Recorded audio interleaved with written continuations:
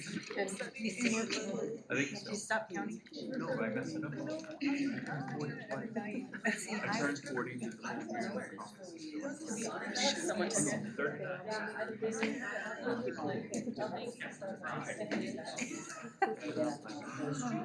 Good evening, everyone. Good evening. Thank you. It's 5:30 and I believe we start promptly because we want to honor your time and glad that you're here right at 5:30. My name is Matt Lehrman. I'm a Civic Facilitator. I was asked to come and help guide the conversation tonight, not to drive it to a particular direction, but just to make sure that everyone emerges from tonight's discussion feeling connected, respected, and heard. That's my mantra. Connected, respected, and heard. So my job is to make sure that if you have something that you want to ask, you have something you want to say, my job is to make sure that you get a chance to say that or to ask that. In a second, I'm going to introduce Superintendent Terri Romo.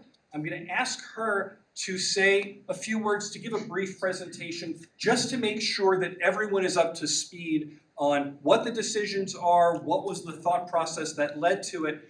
I asked Terri to, because this information is already on the district's website, I asked her to do it pretty high level, pretty consolidated, because I imagine a lot of people have already watched it. We don't want to repeat everything that was there, but I also didn't want to run the risk that someone was here for the first time, hadn't seen that, and would feel left out as a result.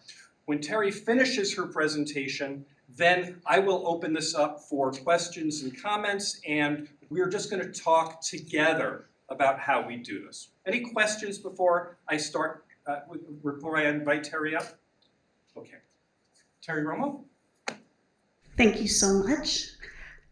Very hot mic. So good evening, everybody. So my name is Terri Romo. I'm the interim superintendent for Sierra Vista Unified School District. And I got to be at a conference once that Matt was presenting at. It was actually a law conference, and he did a phenomenal job facilitating a pretty hard conversation. So I thought, this is a hard conversation, and so I was so glad he was able to join us. So we're going to go ahead and turn it on over to my presentation. Mr. Miller is going to do it for me. So this one's got a lot of the same information that I've shared at other ones, but I sort of, like he said, pared it down a little bit for the town hall. We'll go ahead and go to the next one.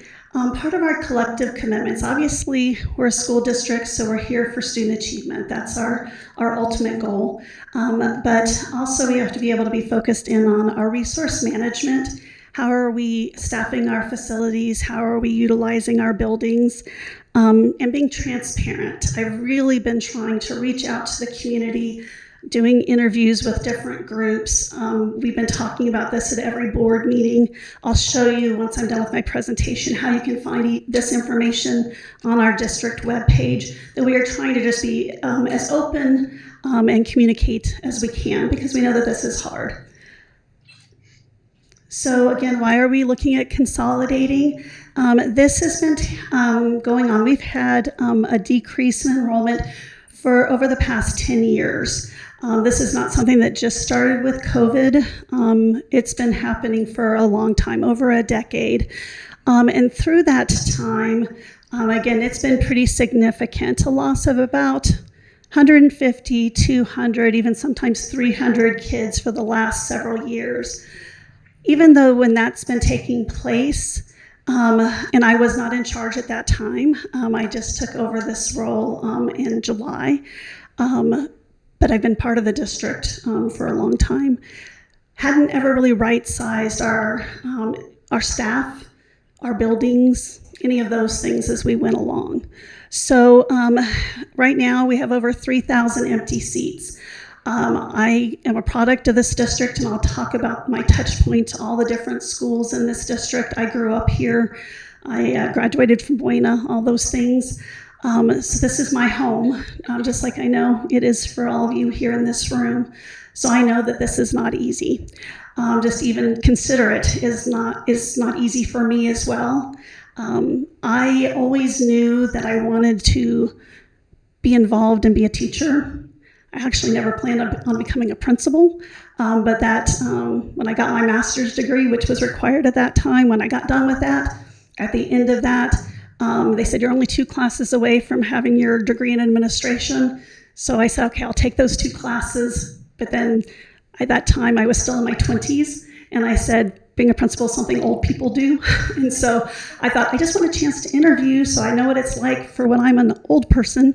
And so I did interview actually in Tombstone and became a principal there. And then I also was a principal in Bisbee and then worked at their district office and then came back here as a principal. So I'll tell you a little bit more about my story, but because we have a phenomenal district, and I will always sing our praises, but do we have things we need to improve on and work on? Yes, we know that we need to work on our community interactions and listening to what our families really want. But when I came here as a principal, like when I went to Pueblo del Sol was where I became a principal, well, actually Town and Country. At that time, I had like 3 kindergarten teachers at that time. Right now they have 2. When I went over to Pueblo del Sol, they had 4 of pretty much every grade level, and now they only have 2 of most. Over at Bella Vista, they used to years ago, and if you remember, if you've been around Service as long as I have, I had somebody tell me the other day, oh, you remember the tin can school? Because it just had that kind of, that feel to it. On the outside, that was my very first teaching position. But we had, at one point, there were 4 of every grade level. Now they have 1. We have 1 kindergarten, 1 first grade, 1 third grade, 1 fifth grade. We do have 2 of the other ones. So there's just been a lot of declining enrollment over time, but again, never any right sizing. And I'm not looking to blame someone or to look in the past because I can't change what happened in the past. All I can do is look forward and to say that we are in a financial situation that to be able to keep as many people employed as possible, we have to utilize our resources better. And right now, we're one of the top employers in this community. And I want to try to keep as many people employed as possible. And so to be able to do that, we have to be able to consolidate. So I gave you a definition of consolidation. I'm not going to read to you because I know you can all read, but one of the differences is between closing a school and consolidating. If you close a school, you just close it and then you just kind of send all those students like that, kind of across our district. What we're saying would be consolidation, which would be taking, my recommendation is all of Bella Vista and taking them and moving them into Pueblo del Sol. I'll talk about why that choice in a little bit. We can go ahead and go to the next slide. Are you going to turn it down for me? Just a little bit, because it's going to start feedback. My volume should be over there. After the handout. Okay. And he'll forward me here. So I want to make sure that it's clear that this decision does lie completely with the governing board. They are here this evening. All 5 members are in the room and they are here to listen. They're not part of helping answer questions, that sort of thing, but they are here because they are listening. I'll talk about some of their future steps in a little bit in this presentation. So back to kind of my connection to the district. So my dad was in the military. He flew Mohawk planes in Vietnam. And so I actually learned to walk at Fort Huachuca, but then he left. And then when he retired, in the middle of my 3rd grade year, came back to Sierra Vista, and I went to Village Meadows Elementary School, middle of 3rd grade. Then Village Meadows got so crowded. My classroom was actually in the library my 4th grade year, and then they built Town and Country at that time. So definitely we're a growing district. So I attended Town and Country Elementary School starting in my 5th grade year.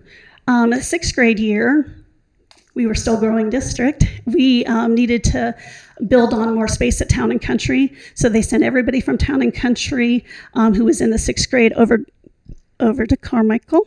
I'll just talk louder. Over to Carmichael Elementary School. So I spent some time as a teacher there. Then Joyce Clark wasn't Joyce Clark.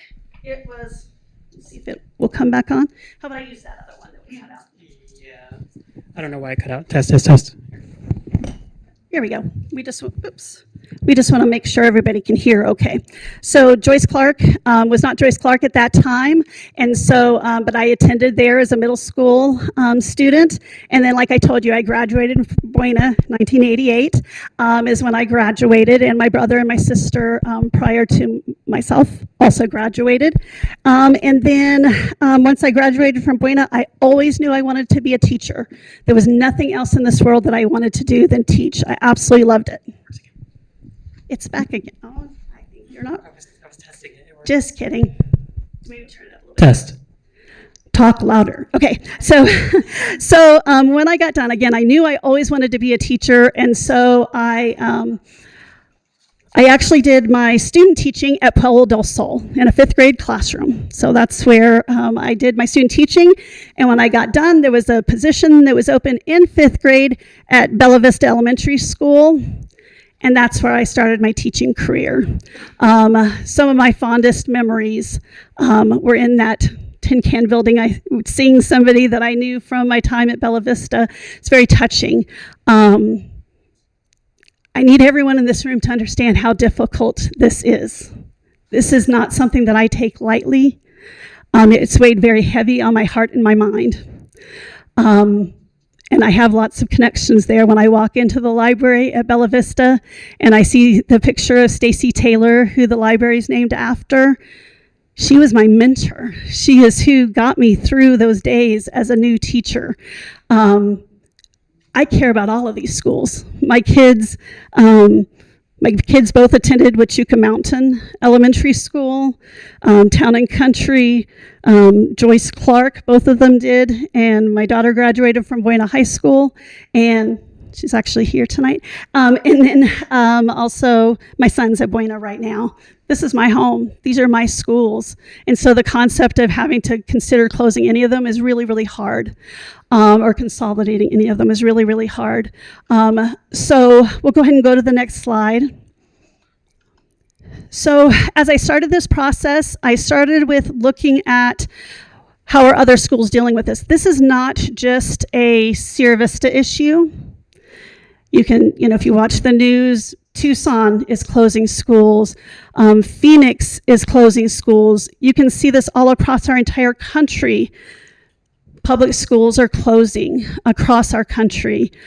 There are states now where even Department of Education teaching programs are closing down because too few people are even going into teaching.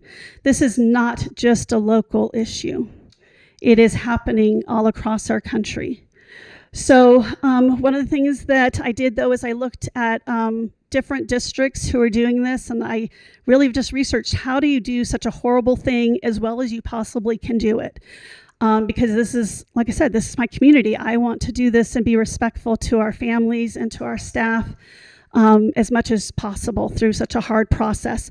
So I started with enrollment, which is when I looked at Austin School District, they have over 100 schools. They are currently looking at closing over 20 of them. I can't imagine even having 100 schools, much less closing that many. But you can see here's our elementary enrollment with Bella Vista at the lowest, up to Village Meadows, currently at our highest. But again, when I came to this district, when I came to Town and Country, I had about 420 students. And when I moved over to PDS the very next year, I had 630, and Huachuca Mountain was higher than I was.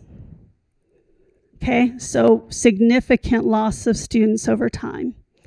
Okay. Then the next thing that was I researched was that you need to look at the square footage. If you're looking at doing a consolidation model, not just spreading kids out, you truly need to think about the size of the building so that if you're going to try to move a whole school into another school, you have to be able to have the room to be able to make that happen. So looking at this, you can see that while Bella Vista is like one of the newest schools, there are definitely like PDS and Village Meadows, they all through the bond process had new gyms built, new PDS had a whole wing of classrooms built. So those are actually the newest facilities in the district. But I know I still call Buena the new Buena, even though Buena that I went to is now a car dealership and a gas station. the building is not what makes a school. I'm a proud Buena graduate, but I don't look at the building because it's not there anymore. But I'm still one of the biggest Buena supporters that there is. Okay, so that was another area. They said, look at your enrollment and look at your square footage. So another reason that it became my choice, as hard as it was because the size of Bella Vista would not allow me to move any of my other schools based off of enrollment into that facility. It wouldn't be large enough. So I would be having to divide up students to send them other places. We did do a survey for parents. Over 400 parents responded. We also did one for our staff. Biggest concerns that came out of that survey, class size being something that we wouldn't follow. And what I shared in my video is that we will not be changing class size. What is in governing board policy related to school size will stay the same. Basically, we are able to take those classes and those teachers and move them together because we don't want to separate siblings. We don't want to separate friend groups. I mean, a lot of these kids have grown up together. So we want to be able to keep them together. Some parents had shared a concern about they didn't want to see like the gifted program going away. That's not something that will go away. Special education programs will not go away. We're ready to do lots more communication once a decision is made by our governing board. But again, because at the end of the day, it is their decision, we wanted to respect their right. And then once that happens, we can make more decisions. Transportation, that's a biggie. Like right now, maybe your kiddos walk to Village Meadows. We are already established and working on routes currently that all students would be able to be transported by bus over to Pueblo del Sol.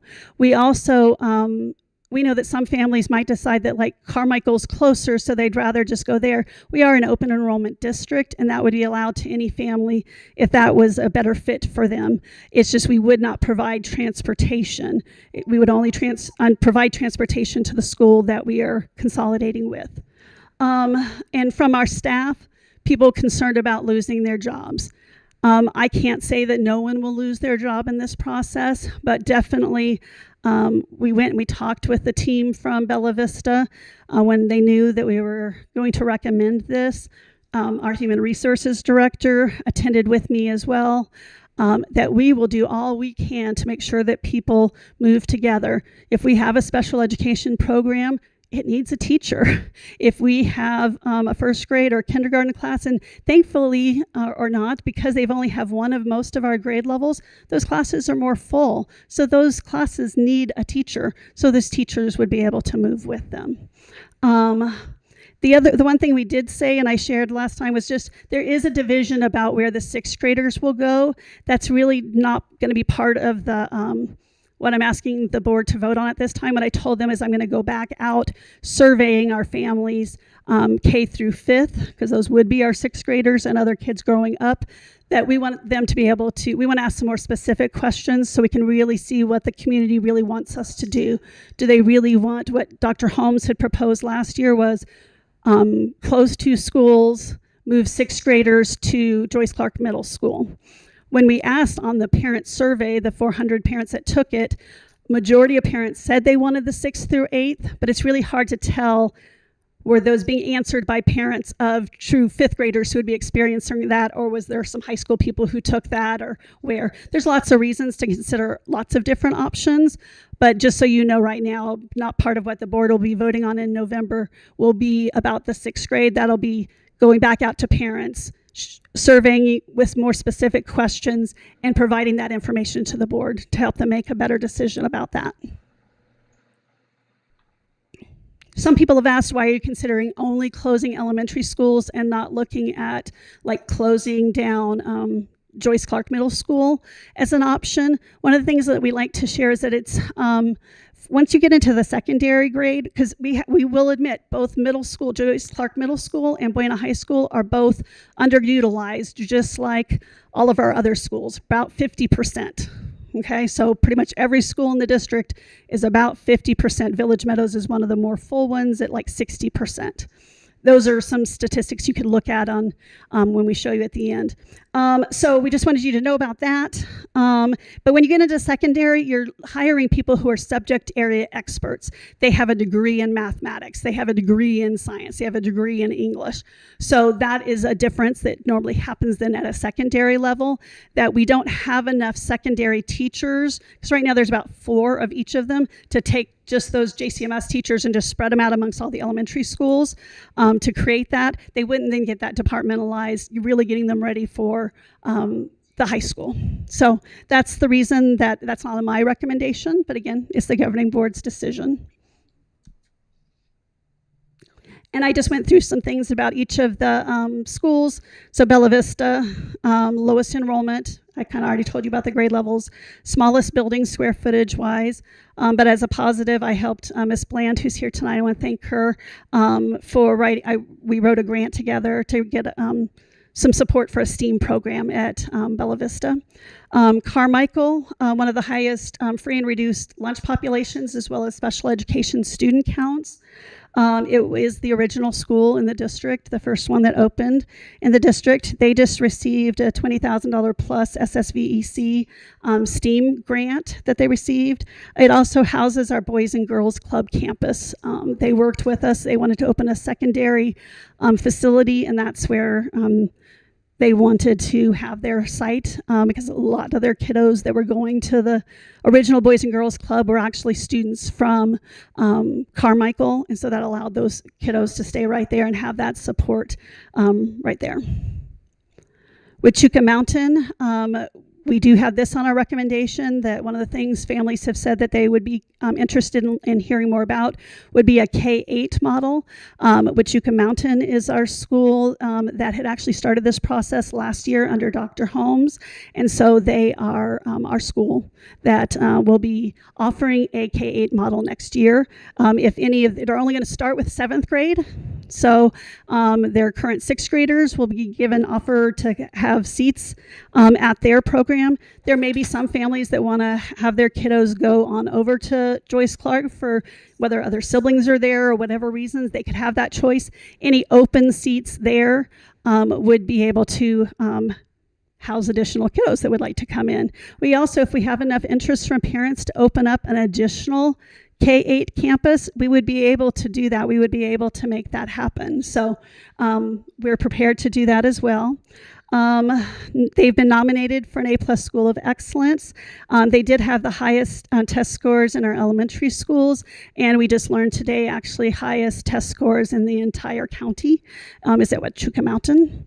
And they also were one of our schools that received a 21st Century Makerspace. So all the science, they have the 3D printers, all that sort of thing is there. They participated, Superintendent Dr. Holmes, he had a contest for all of our schools to write grants for like $100,000 to $200,000 grants for the schools to be able to invest in these. And this is one of the first schools that received that. Pueblo del Sol, again, during the bond, they got the recent remodel, separate multi-purpose room, which is not, it's separate from their cafeteria. It's a true gym, performing area, and then a whole set of classrooms. Also, that makes them the largest square footage where we can be able to move another school into it. It's the one elementary school on the east side of 92, and it also got one of the 21st Century Makerspaces. Town and Country, also nominated for the A+ School of Excellence. They are the second highest test scores amongst our elementary schools, and they actually just found out they're actually second in the entire county. So Sierra Vista has number 1 and number 2 on test scores amongst elementary schools across Cochise County. It is closest to our middle school if we wanted to do anything like with a 6th grade academy kind of concept. Second highest free and reduced and highest special education student counts. That was something that when I looked through the work from Austin, they said we should take those sort of things into account.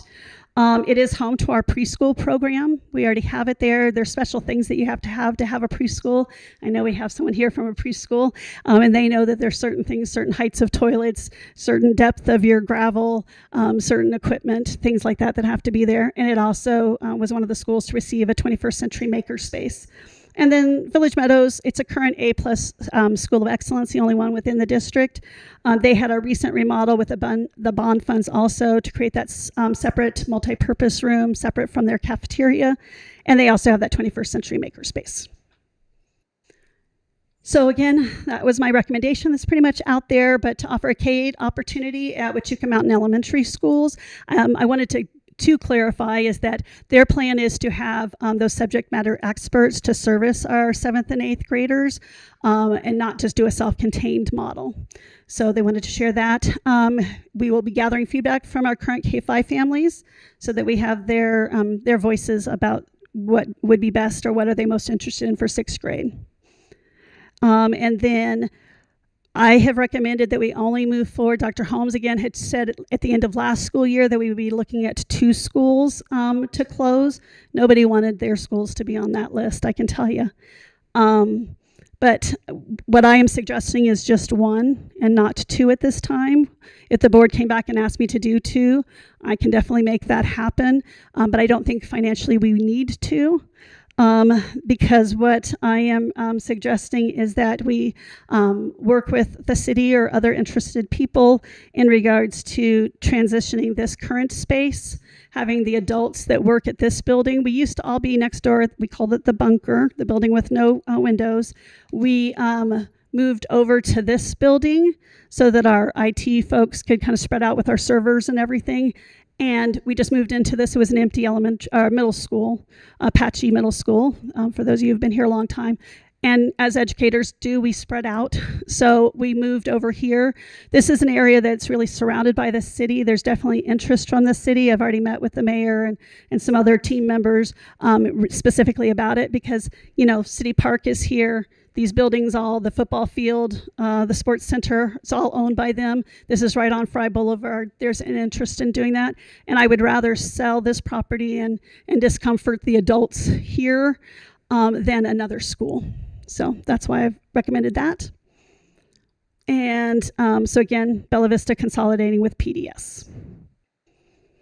And again, I let them know before. Some things just to consider and to be aware of, again, in our effort to be transparent. We are asking them to move forward with their vote as a governing board in November so that we can immediately start planning so that we can do things like letting parent groups meet between the 2 schools to be able to do basically like field trips, to be able to see, maybe do a parent engagement event, trying to do some things to try to help to celebrate also the Bella Vista that we know and love as well. So, but I also want to share with everyone, there are most likely more cuts to come. This isn't the end of these cuts. When I received the cuts and Dr. Holmes shared about the cuts, this was just really the first step in the process. You only save around $350,000 by closing a school. Okay, it doesn't bring in that much money. What Dr. Holmes shared with the governing board was that we are looking at millions of dollars needing to be cut at the end of this year going into next year. And if we lose more students, it would even be more. So we just have to be aware as a community that we have an obligation, as much as I love these schools, that we have a fiscal responsibility to the taxpayers of this district to do what is right in regards to our buildings. So I just needed everyone to know that. So just so you all know next steps, and then I'm turning it over to Matt so your voices can be heard. Sorry, I know he's like, that's not what I told her. But I just feel like it's important because if you haven't been along on this journey, you really needed some of that information because I know how it is. I'm a mom, and I know that when something doesn't work out the way that I want to see it for my child, that's hard. And I don't, we do what's best for our kiddos, and we advocate for what's best for our own child, and I do understand that. There was not a decision I could make that wouldn't have gotten a certain group of people upset. There's just not. And so that's another reason I stepped forward to do this, because I couldn't have a stranger come in who doesn't love or care about this community and let them just start cutting. There has to be somebody who actually cares about the people on the other side. So governing board work session on November 12th. Board meeting potentially to vote on this matter 11/18. that is their decision. They'll have that work session. Maybe they'll give me some questions they want me to answer, some more information they want me to collect. And then our hope is that they can do that. The reason we want to do this early, I've had some staff saying, are we closing like in December? And I'm like, no, we're talking next school year. We just want to be respectful to our families, to give them time to prepare. Our staff time to be able to make sure that they have a position. There's lots of changes going on in the world right now. A lot of our staff are really experiencing it. Feel like people need to have answers sooner than later. So, and then the only other thing I was going to show them was just as on our district website. Sorry, I could have swore I turned all. Oh, you're totally fine. I do it all the time, so I'm very used to it. Just on our district website, I'm going to show you, just in case you hadn't ever seen it. It's going to take a second because the world is still spinning, but it'll come up with a link to our school consolidation. There it is. So it's right there in the middle. You can find it on our district webpage. You can find it on any of our school web pages. I've tried to tell anybody and everybody about this, and it shows the board meeting that one of the board meetings I started with, the timeline of what's happening, another presentation, that'll be up there. The September 3rd meeting is up there, and the presentation that I did there that goes into a lot more details. Staff survey summary, parent survey summary, just so that information is there, just so that you can see that what we're doing. So I'm going to turn it over to you, Matt. I need to hear from them. Just know that we are listening. Thank you, Terri. I'm going to open this up for some conversation and see what questions you have. I'm going to remind you there are people here who may have questions or comments from different perspectives here. We want to give everyone a chance to voice what they're thinking, to ask the questions that they want. And even if what they're asking or proposing isn't what you specifically would want, we want to make sure that everyone gets the chance to be connected, respected, and heard in here. And I've got a question for Terri if there isn't one immediately that you want to ask. Does someone want to start, or do you want me to start? Okay, I'll start. Terri, there was something that I saw at the end of I watched your video presentation to the school board, and you ended with a theme that you didn't mention here. Oh. You talked about the balance between being responsible and being respectful. And could you just lay that out? Because I think it's important that everyone understand this balance that you're really responsible for getting. No, thank you. I don't know exactly how I said it. I'm glad to hear it was impactful. But it's truly important for us to understand that I feel like we're really on a balancing, where there's a scale going on right now of we have to respect how the emotional side of how everybody is feeling, maybe their children are feeling, how they are feeling, the staff are feeling, that emotional side. We also have to balance it with the side about being responsible. We have a responsibility to be fiscally sound with the funds that we receive from our community. So I'm trying to balance both. Yeah, and I had my notes from it. You're responsible for outcomes for students and the bottom line, right? And respectful of the students, the families, the staff, the community at large. And that's why we have to have this conversation, to make sure that we are respecting everyone. Comments or questions? Who'd like to go? I know that there's some people came with, please. Hi, I'm a parent of 3 children that are in the Bella Vista school district. I'm not from Arizona. I moved here for the Army, and I chose to buy a house in that area to be closer to the school because I don't have family here. I see big benefit in my children having a community of people around them, that everyone looks out for each other, and I think I built a really good community of support for my family, for my kids, with my friends in the neighborhood right there at Bella Vista. We don't qualify for transportation because we live too close, which is one of the big draws that I had to pick in that neighborhood. My oldest went K through 6, now he's at JCMS doing great. My middle one has done K through now in 4th, and my little one is in 1st. My middle one loves to ride her bike to school, loves it. And she likes the independence. I can see almost all the way to the school. It's great, I let her do it when she wants to. And now she's gonna have to ride the bus, which was one of the things I've tried my hardest to avoid them having to ride the bus until middle school. She can't ride her bike to PDS. 1, it's too far, and 2, as you mentioned, it's the only elementary school on the other side of the highway. I can't have a 5th grader crossing the highway without an adult. I just can't do it. And then if you look ahead into possibly adding 6th grade to JCMS, which I am not against that in any way, shape, or form. Where I grew up, it was 6th grade for middle school. I thought that was the norm. Yeah. But I'm gonna have to move my daughter to a new school she's never been to for 1 year, just to then go to JCMS potentially, if that part goes through, for another year. And that's a lot of disruption for one child that I was trying to avoid here. And then another thing with the transportation aspect, you said we would get transportation, and that is, I would not be able to even do a move like that without it. Both of me and my husband work opposite sides of town. He works on the fort, I work out towards Bisbee. So really, it's not easy to juggle all the moving parts of family and childcare and getting kids to and from school, and that's just really going to be an extra challenge now that we're all across town. So you talked about parent engagement, and I don't know that we could ever make it back in time to do parent engagement activities, having to go home, collect everybody, get back. We barely make it to Bella Vista at 5:30. It's just life. But no, I lost my question. I apologize. I just was curious. You aren't going to rezone any of the kids, right? That is what consolidating is. All of the Bella Vista kids would then be at PDS.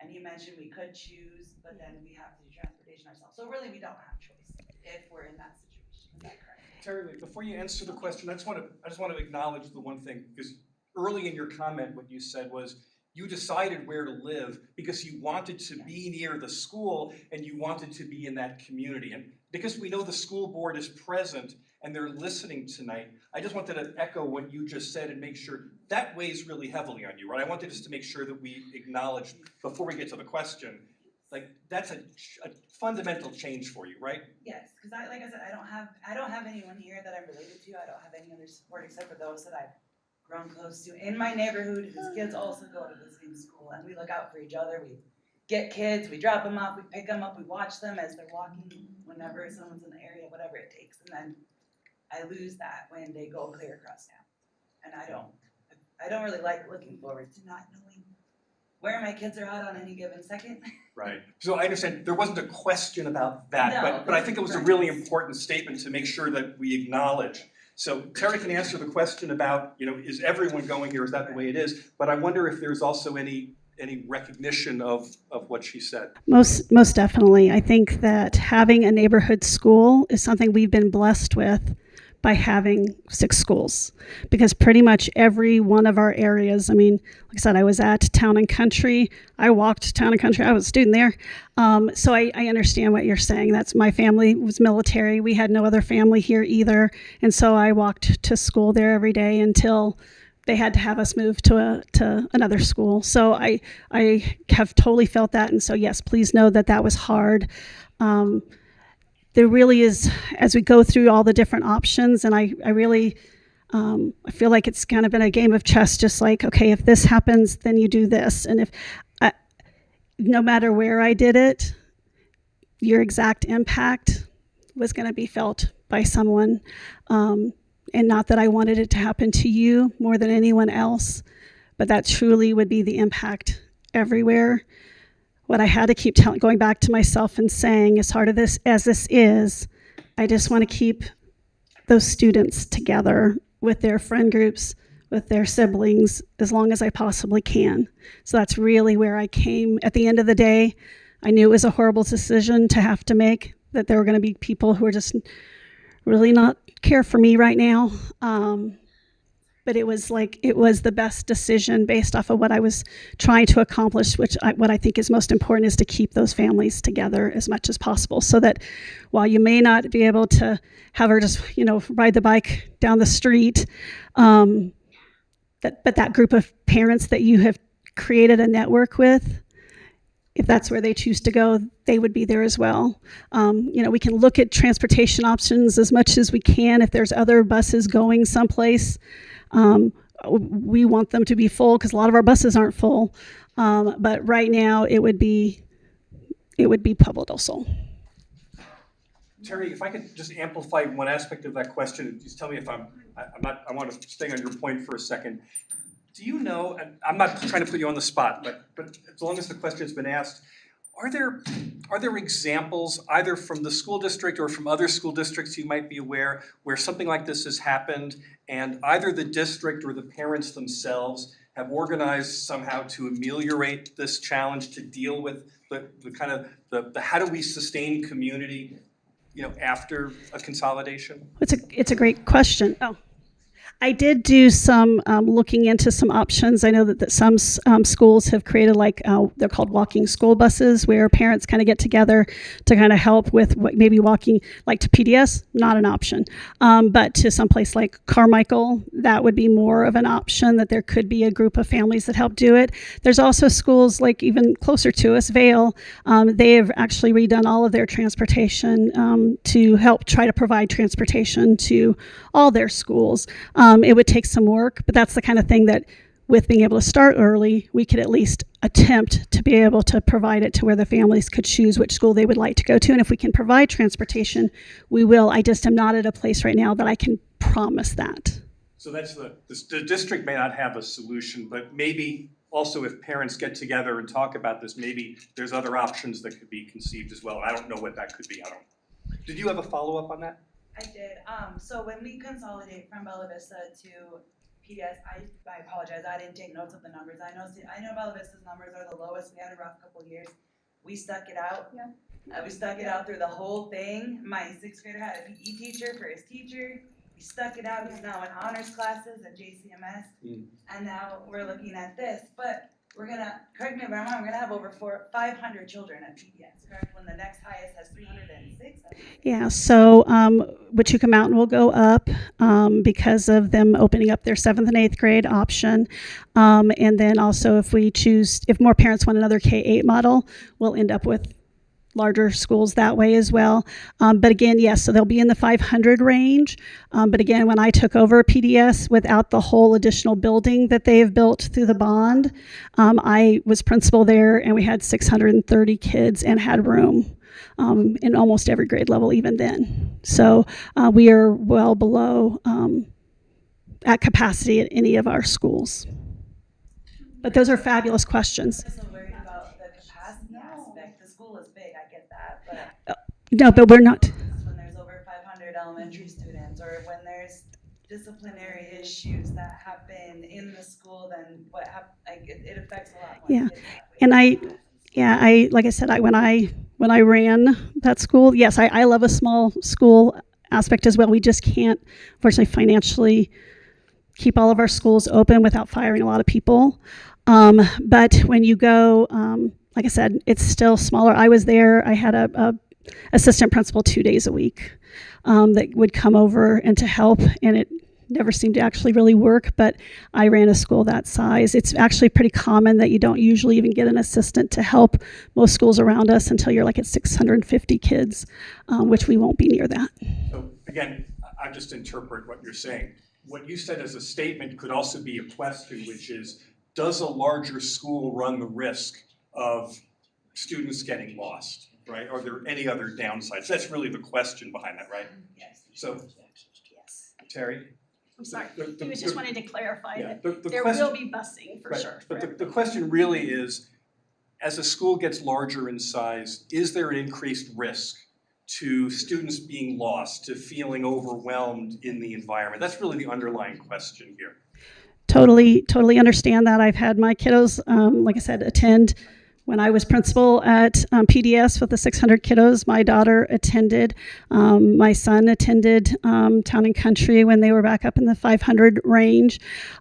So they do get used to it. Kids are so incredibly resilient, and that's why we would want to, once we make a decision, we would want to make sure that we do those field trips, let them see it. I mean, the Pueblo del Sol principal is here in this room. They're ready and willing excited to welcome, because they also know that they've been way smaller than they used to be as well. And I have, like I said, I have a unique perspective because I've worked at both facilities. So again, I'm not putting words in your mouth either, but what you're saying is it's not an unmanageable thing, right? It's Correct. That administration staff would be aware of that and would be mindful of that. Most definitely, yes. I have to thank you for all of that. I want to ask who else has questions or comments. JW, I know you came Jane will be right. Yeah, you got it right.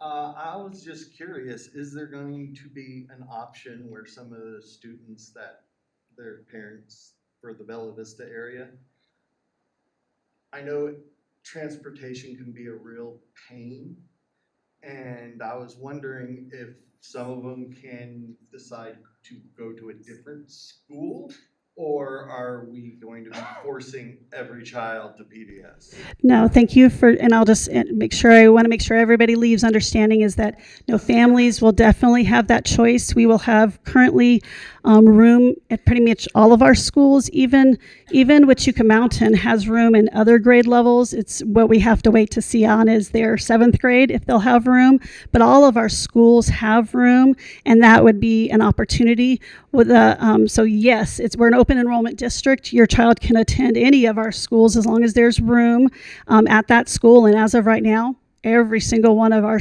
elementary schools has room. It's just in regards to transportation.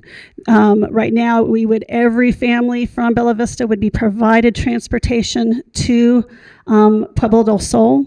If you wanted to go to another one, that's the part that would take a little bit more finessing to be able to see if we can make that work, and that's the part I can't. Again, I pride myself on being an honest person, and so I can't promise that right now, but once a decision is made by our governing board, then we can start looking at what other options. We can actually start creating bus routes so that we can let families better know and understand, and we would be in constant communication. Good.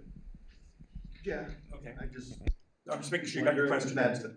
could be an option in the future, because like I said, for a lot of parents, it might be easier to pick their kid up in the neighborhood where they're working or something, rather than having to go to PPS. Understood. Was there a comment over here, please? Yes. Nice and loud, so we can hear you. Sorry. My name is Jennifer. I'm a parent of a student at Bella Vista and an incoming student for next year at Bella Vista.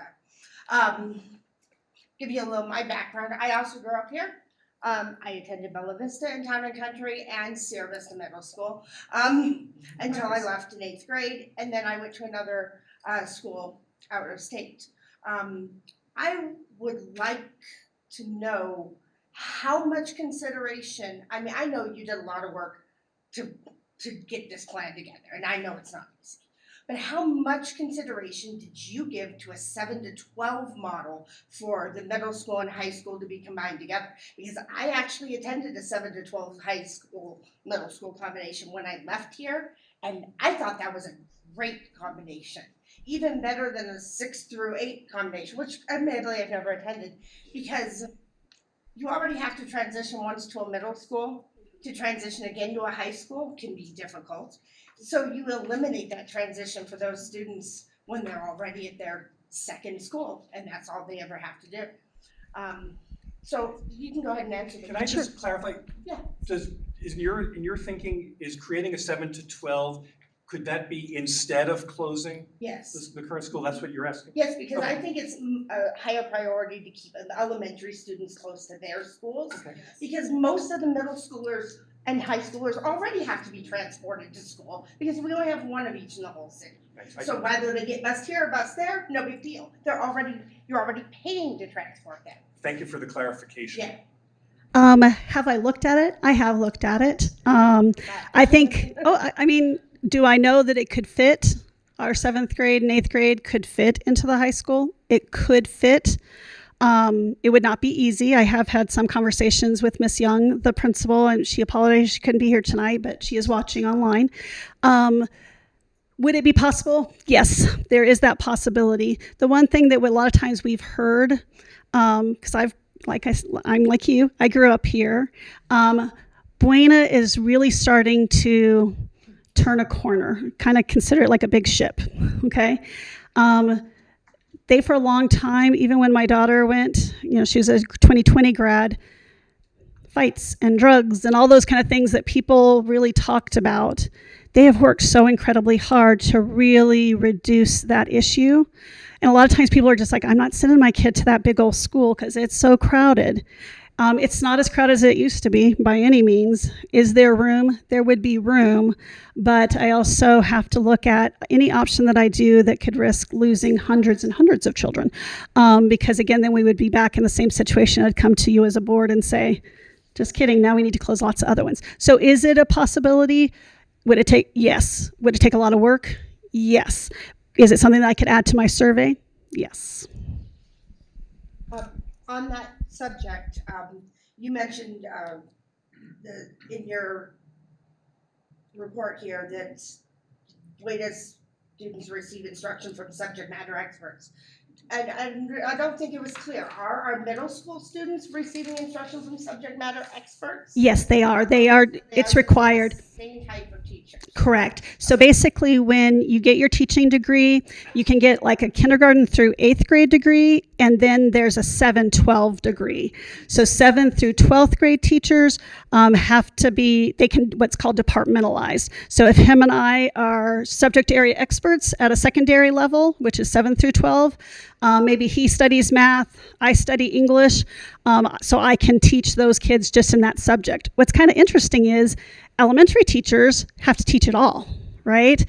But they're called a generalist. They don't have like a math degree. They don't have an English degree. They have an education degree, how to provide instruction. But I can tell you, because like my curriculum team's here, like they work a lot of times with teachers on how to teach the content. We don't usually have that issue. It's not a content issue. It's how do you teach children? So it's just a little bit of difference. So yes, they are subject area experts at the middle school and at the high school. Is that okay? Are we? Yeah, I mean, that we are hiring the subject matter experts and not K through 8 kid teachers for the middle school. I have a couple other hands. Can I go on? Yes. We got you. Okay. I saw a hand here, and then I saw a hand over here. Let me go here first. Thank you so much. Yeah, and I Nice really and loud so we can appreciate hear you. you guys having us. This is important. My name's Abby.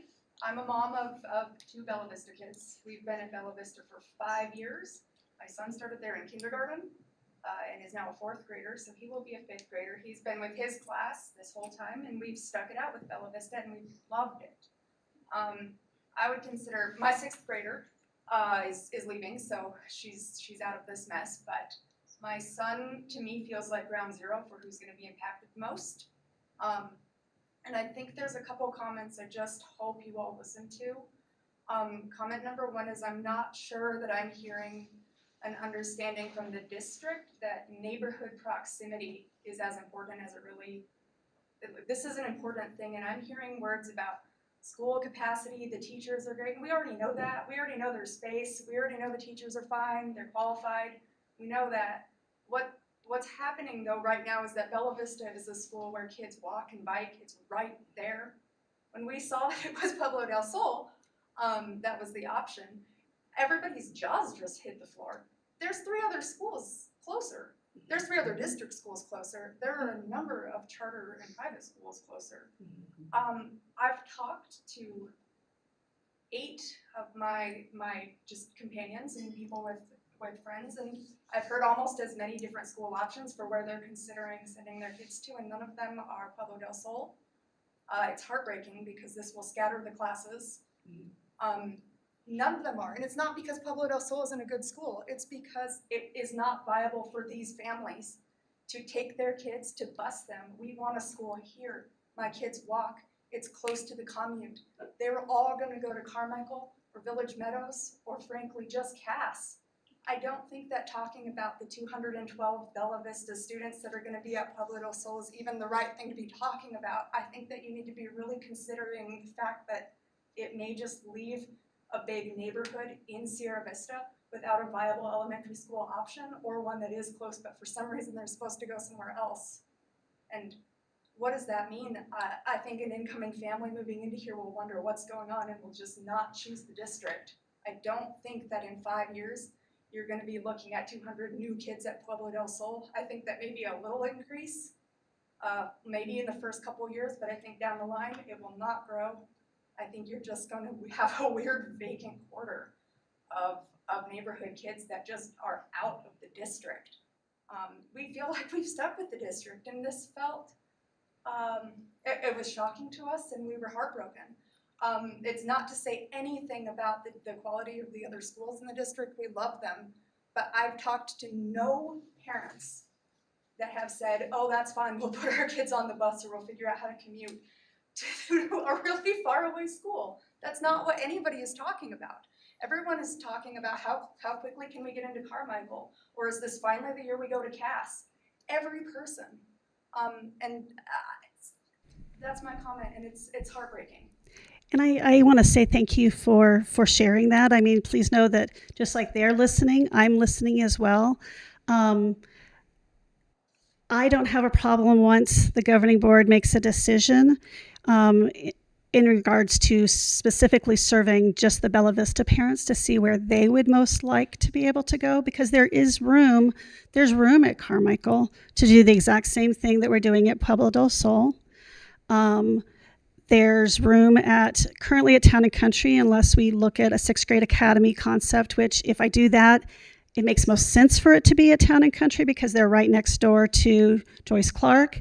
But Village Meadows is also in the same, that would be an option as well. So I'm not opposed to that as well. All of our schools, we have been truly blessed, are neighborhood schools. So if I were to be closing Village Meadows, same conversation would happen. PDS, same conversation. Carmichael, every place we go. But the concept of asking the Bella Vista families which school they would like to have considered, I'm not opposed to that. Let me, Abby, right? Yes. Let me just also ask, because now it's come up a couple of times, and I'm just interested in a sense of the room. How many of you came here tonight with the same sense that Abby has, and that was mentioned earlier as well, that, again, my language, not yours, but that this is a neighborhood gut punch, right? Yes. And that this neighborhood proximity that you said, it's really, that it hurts, that it hurts. I just want to see, was that on your agenda as you came here tonight? I wanted to make sure that we recognize that, because I think it was really well stated. Did we hear that enough? Was there more that you needed to add? Yes, you summarized it well and you addressed that well, thank you. I think that the piece that's missing is we understand that any school closure is going to be a gut punch to the district, but the confusion is why the chosen school is not the closest one. That's the question. And what it looks like is that it's a good choice for filling a building capacity issue, maybe from the administration's sense. Like there's space here, so that makes sense. And that There's literally space at all of them. well, so then the question is, why not move the kids from the closed school to the next closest school? Some of the things that when we went through the consolidation process, one of the things that they recommended that we looked at would be like our test scores. Carmichael is currently a school in improvement with the state of Arizona, even though they did have that A rating, because of students of special education are not performing as well as they are across the other places. And so I didn't want to take families and place them into a school of improvement, even though I love Carmichael. Like I said, I attended there. I love the principal there. And they've worked very, very hard on their reputation and their work. So it's not just, and I'm sorry that was the message that you heard, because these are so much more than buildings to me. And so I could definitely, that could be a thought process. Town and Country was just the one I had not considered, but Village Meadows would be a possibility if that's more appealing to families. And that's why I would be willing to have the families who are directly impacted have an impact on that. I'm very open to that idea. But thank you for sharing that. And I think it's important for us to hear. I really do. I mean that from my heart. Thank you, Abby. There was a comment over here, sir, and then there was another comment over here I saw. I'll go. Oh, over there. Go ahead, sir. I couldn't hear everything. Nice and loud so we can hear you. I couldn't hear everything everybody said, so I may say something over they've already covered. I've been here since 1974. My daughter went through Bella Vista, all through schools here. She's 60 now. A lot of people moved to that area before Bella Vista. And if I'm not mistaken, isn't it the newest school in this district? It is. There's one of the new, yes. Finish the question. Okay, go ahead. Hasn't there been consideration to close Carmichael numerous times. That's the question, is consideration for closing Carmichael? Many times before. Okay. And I moved here in the 70s as well, and I was not involved in those conversations about closing it, but I sort of, in my presentation, sort of shared the whys in regards to not having that be one of the schools that could be considered. But again, if that's a governing board decision and that's what they want to have taken into consideration, we will definitely consider that. Is a follow-up? Yeah, if I was a board member. A little louder if you would, please. If I was a board member, I would be concerned about public education in Sierra Vista. These kind of things have turned people to charter schools. And it's gonna happen with those 212 there are probably going to consider closer schools, Cass, Lehrman, and a lot of them going to ALA, is that right? ALA. These kind of things just destroy families that moved in that area for those schools. It's a brand new school compared to the rest of them, maintenance wise. Why would you make it an office building or whatever? And it's a perfect school, class size are perfect. So move a few more students there, make them equal to the other schools instead of piling them all over PDS and transportation and stuff for parents, which may, well, I'll go to Cass or I'll go to Lehrman's. And our public education going down to 2. We're losing students every day to charter schools. Market our system, our public schools, market it and sell it. Bring them back. Let me just clarify, that was a statement more than a question, right? But I guess if I was gonna help, forgive me. I'm talking a lot of smoke, But if I turn that into a question for Terri, the question might be, is there an option to be more, I don't know, assertive somehow to attract more students and not have to close the school at all? Right. That's the Bella question. Vista, a picture perfect school. Its class size now are perfect. Yeah, so Perfect. so let's Move a few students in there. let Terri answer that. Is there an option to actually grow the students, It's sustain the best the numbers? building in the So system. I'm going to go to the first one, which would be like his concept of close Carmichael and move them to Bella Vista. They wouldn't fit. That school would not fit there to be able to do that. So that was kind of one of the first reasons. And then I kind of listed some of the other ones. I believe that we have really been working on our marketing and our communication. And again, this is not just a new issue. This has been going on for many, many years. And so I feel like that is something we're doing. Can we always do better? Sure, we could always do better. The issue is just even from this time last year, we're down 300 more students, which means even this current school year, we're going to have to cut over $1 million this year. So just to be clear, the point that you're making is that for the school district to be responsible, there has to be a consolidation at this point. There just has to be. In the bigger picture, you may be exactly right that there's opportunities and new ways of working, but at least now in the short term, this is the responsible decision. Okay. I wasn't thinking about closing Carmichael. Yeah. I was saying, do more to keep Bella Vista alive with a new building in this area and make class sizes. Don't pile it on PDS and then people are gonna say the class sizes are too big. We gotta do something about that. And just to clear, we would definitely not increase class sizes. There's so many empty rooms, classrooms at Pueblo del Sol that all those teachers can fit directly into those empty classrooms that are there, because every single school is at least 50% or more underutilized. So there's empty classrooms everywhere. I'm sorry, there's another question or comment over here, right? Woman in the stripes? Yeah. Please. Right. Thanks for your patience. That's kind of just to kind of follow up on what you were saying in terms of Pueblo del Sol, where you say there's those enough empty classrooms. Is it truly like a one-to-one, or is there going to still be some type of consolidation of those classes? Because my son is in second grade, so there are 2 classes, and if I Thank you for being here. if there's If I remember correctly, I think he has 13 or 14 kids in his class. And so I would imagine the other classroom is also probably sitting about the same, about 13 or 14 students. So if there's 2 or 3 other classes at Pueblo del Sol for 2nd grade, I would imagine you could possibly lose one of those classes across those other 3 or 4 that would end up there at Pueblo del Sol. So your question is, how do the classes themselves transform as a result of this? Yes. So great question. So class size is in governing board policy for that age group. I believe it's, I'm going to look back. Is it 22? He could pull it up for me. It's 22 or 24 per classroom.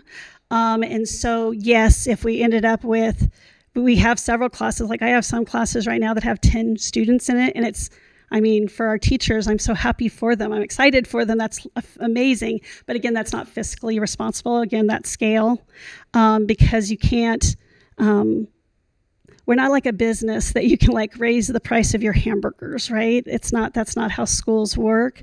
And so we do have to get closer to class size. The agreement is that we would not go over class size. So yes, could there be a move, or like maybe we have 2 teachers, but we only need 1 based off of class size between what PDS has? Yes. But then we then go through with our HR director. I saw her somewhere.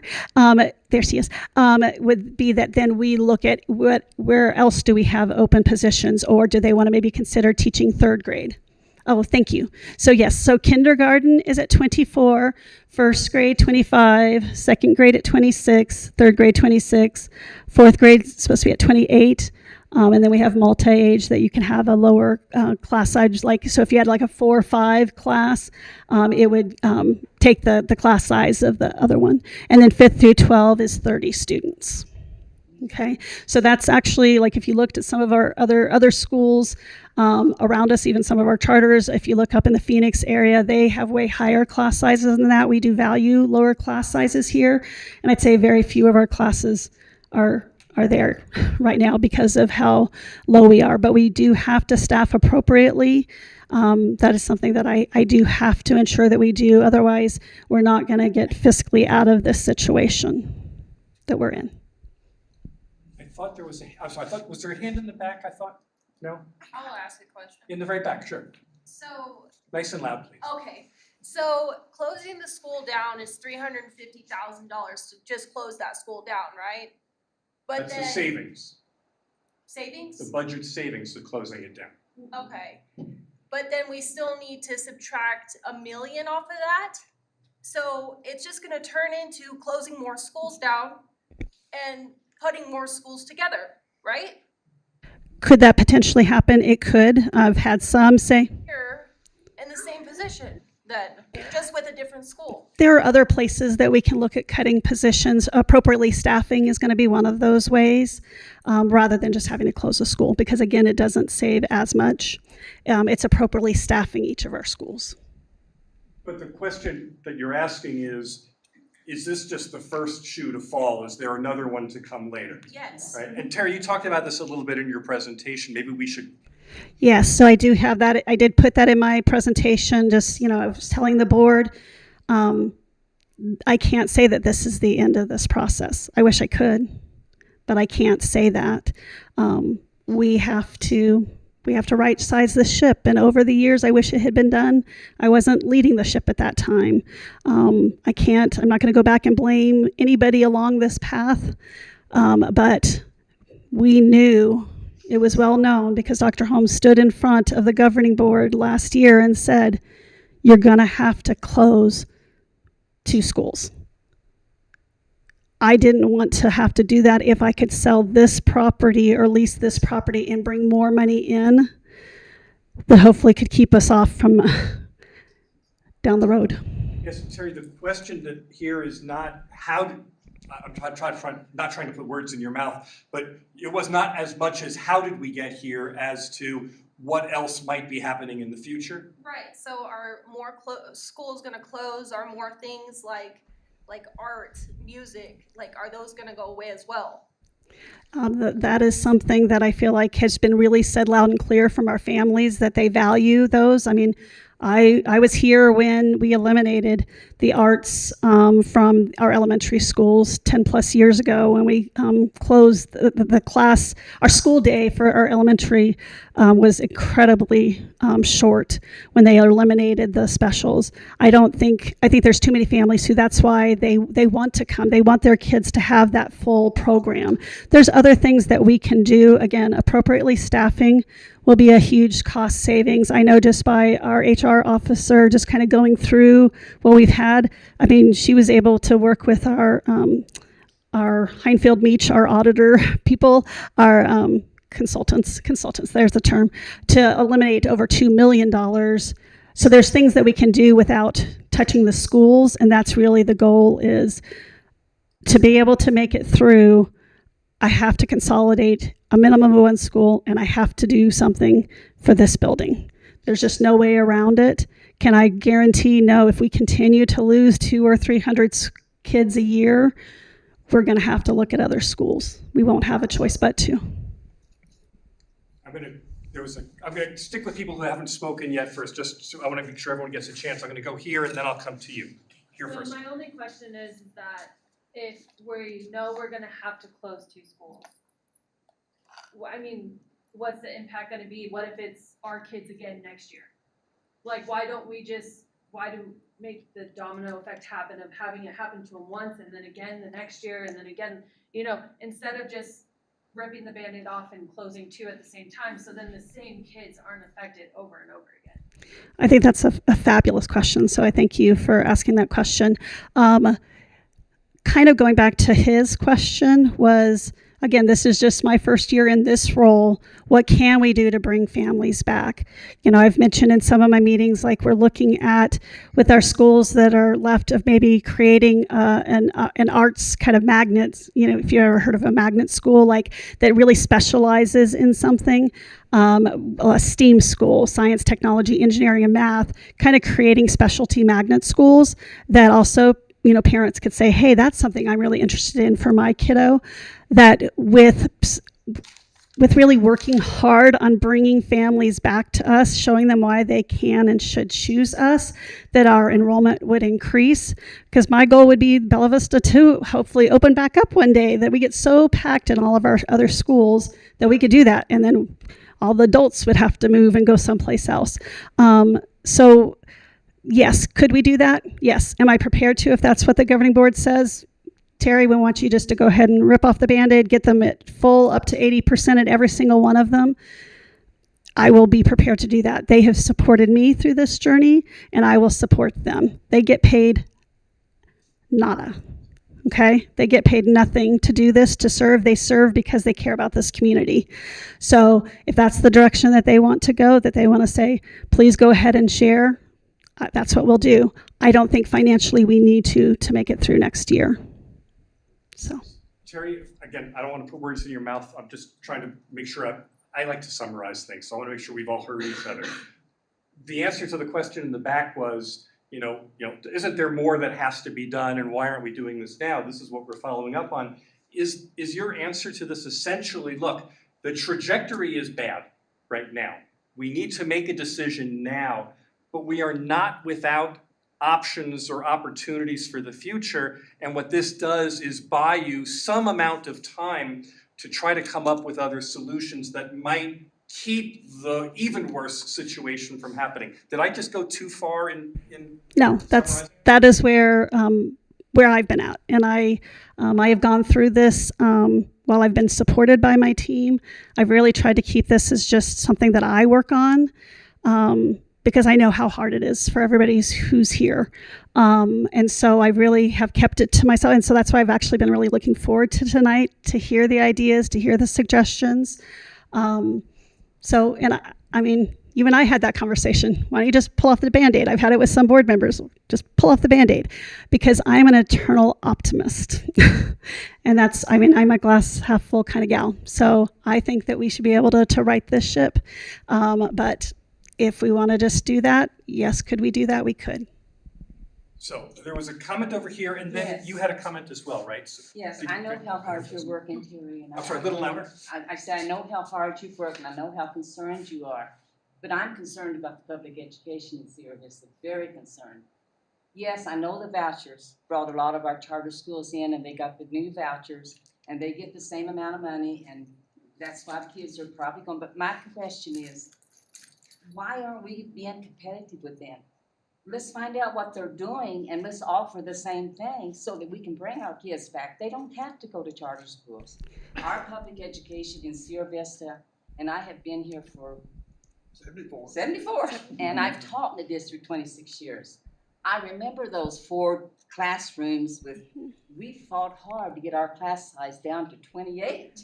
I mean, we were like 30, so we were really overpopulated. We've lost a lot of those kids, and yes, the vouchers cost it. Yes, the charter schools cost it.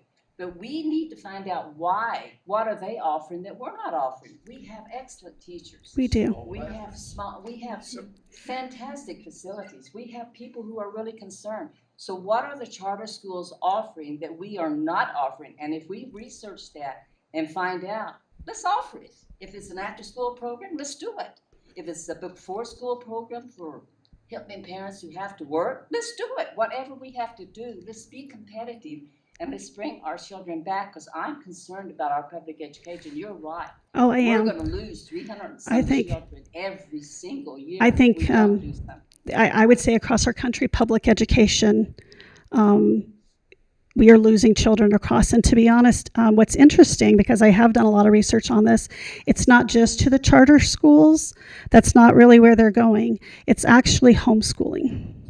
And charter schools, not charter schools, COVID really reinforced that concept of homeschooling, because what did parents learn through homeschooling?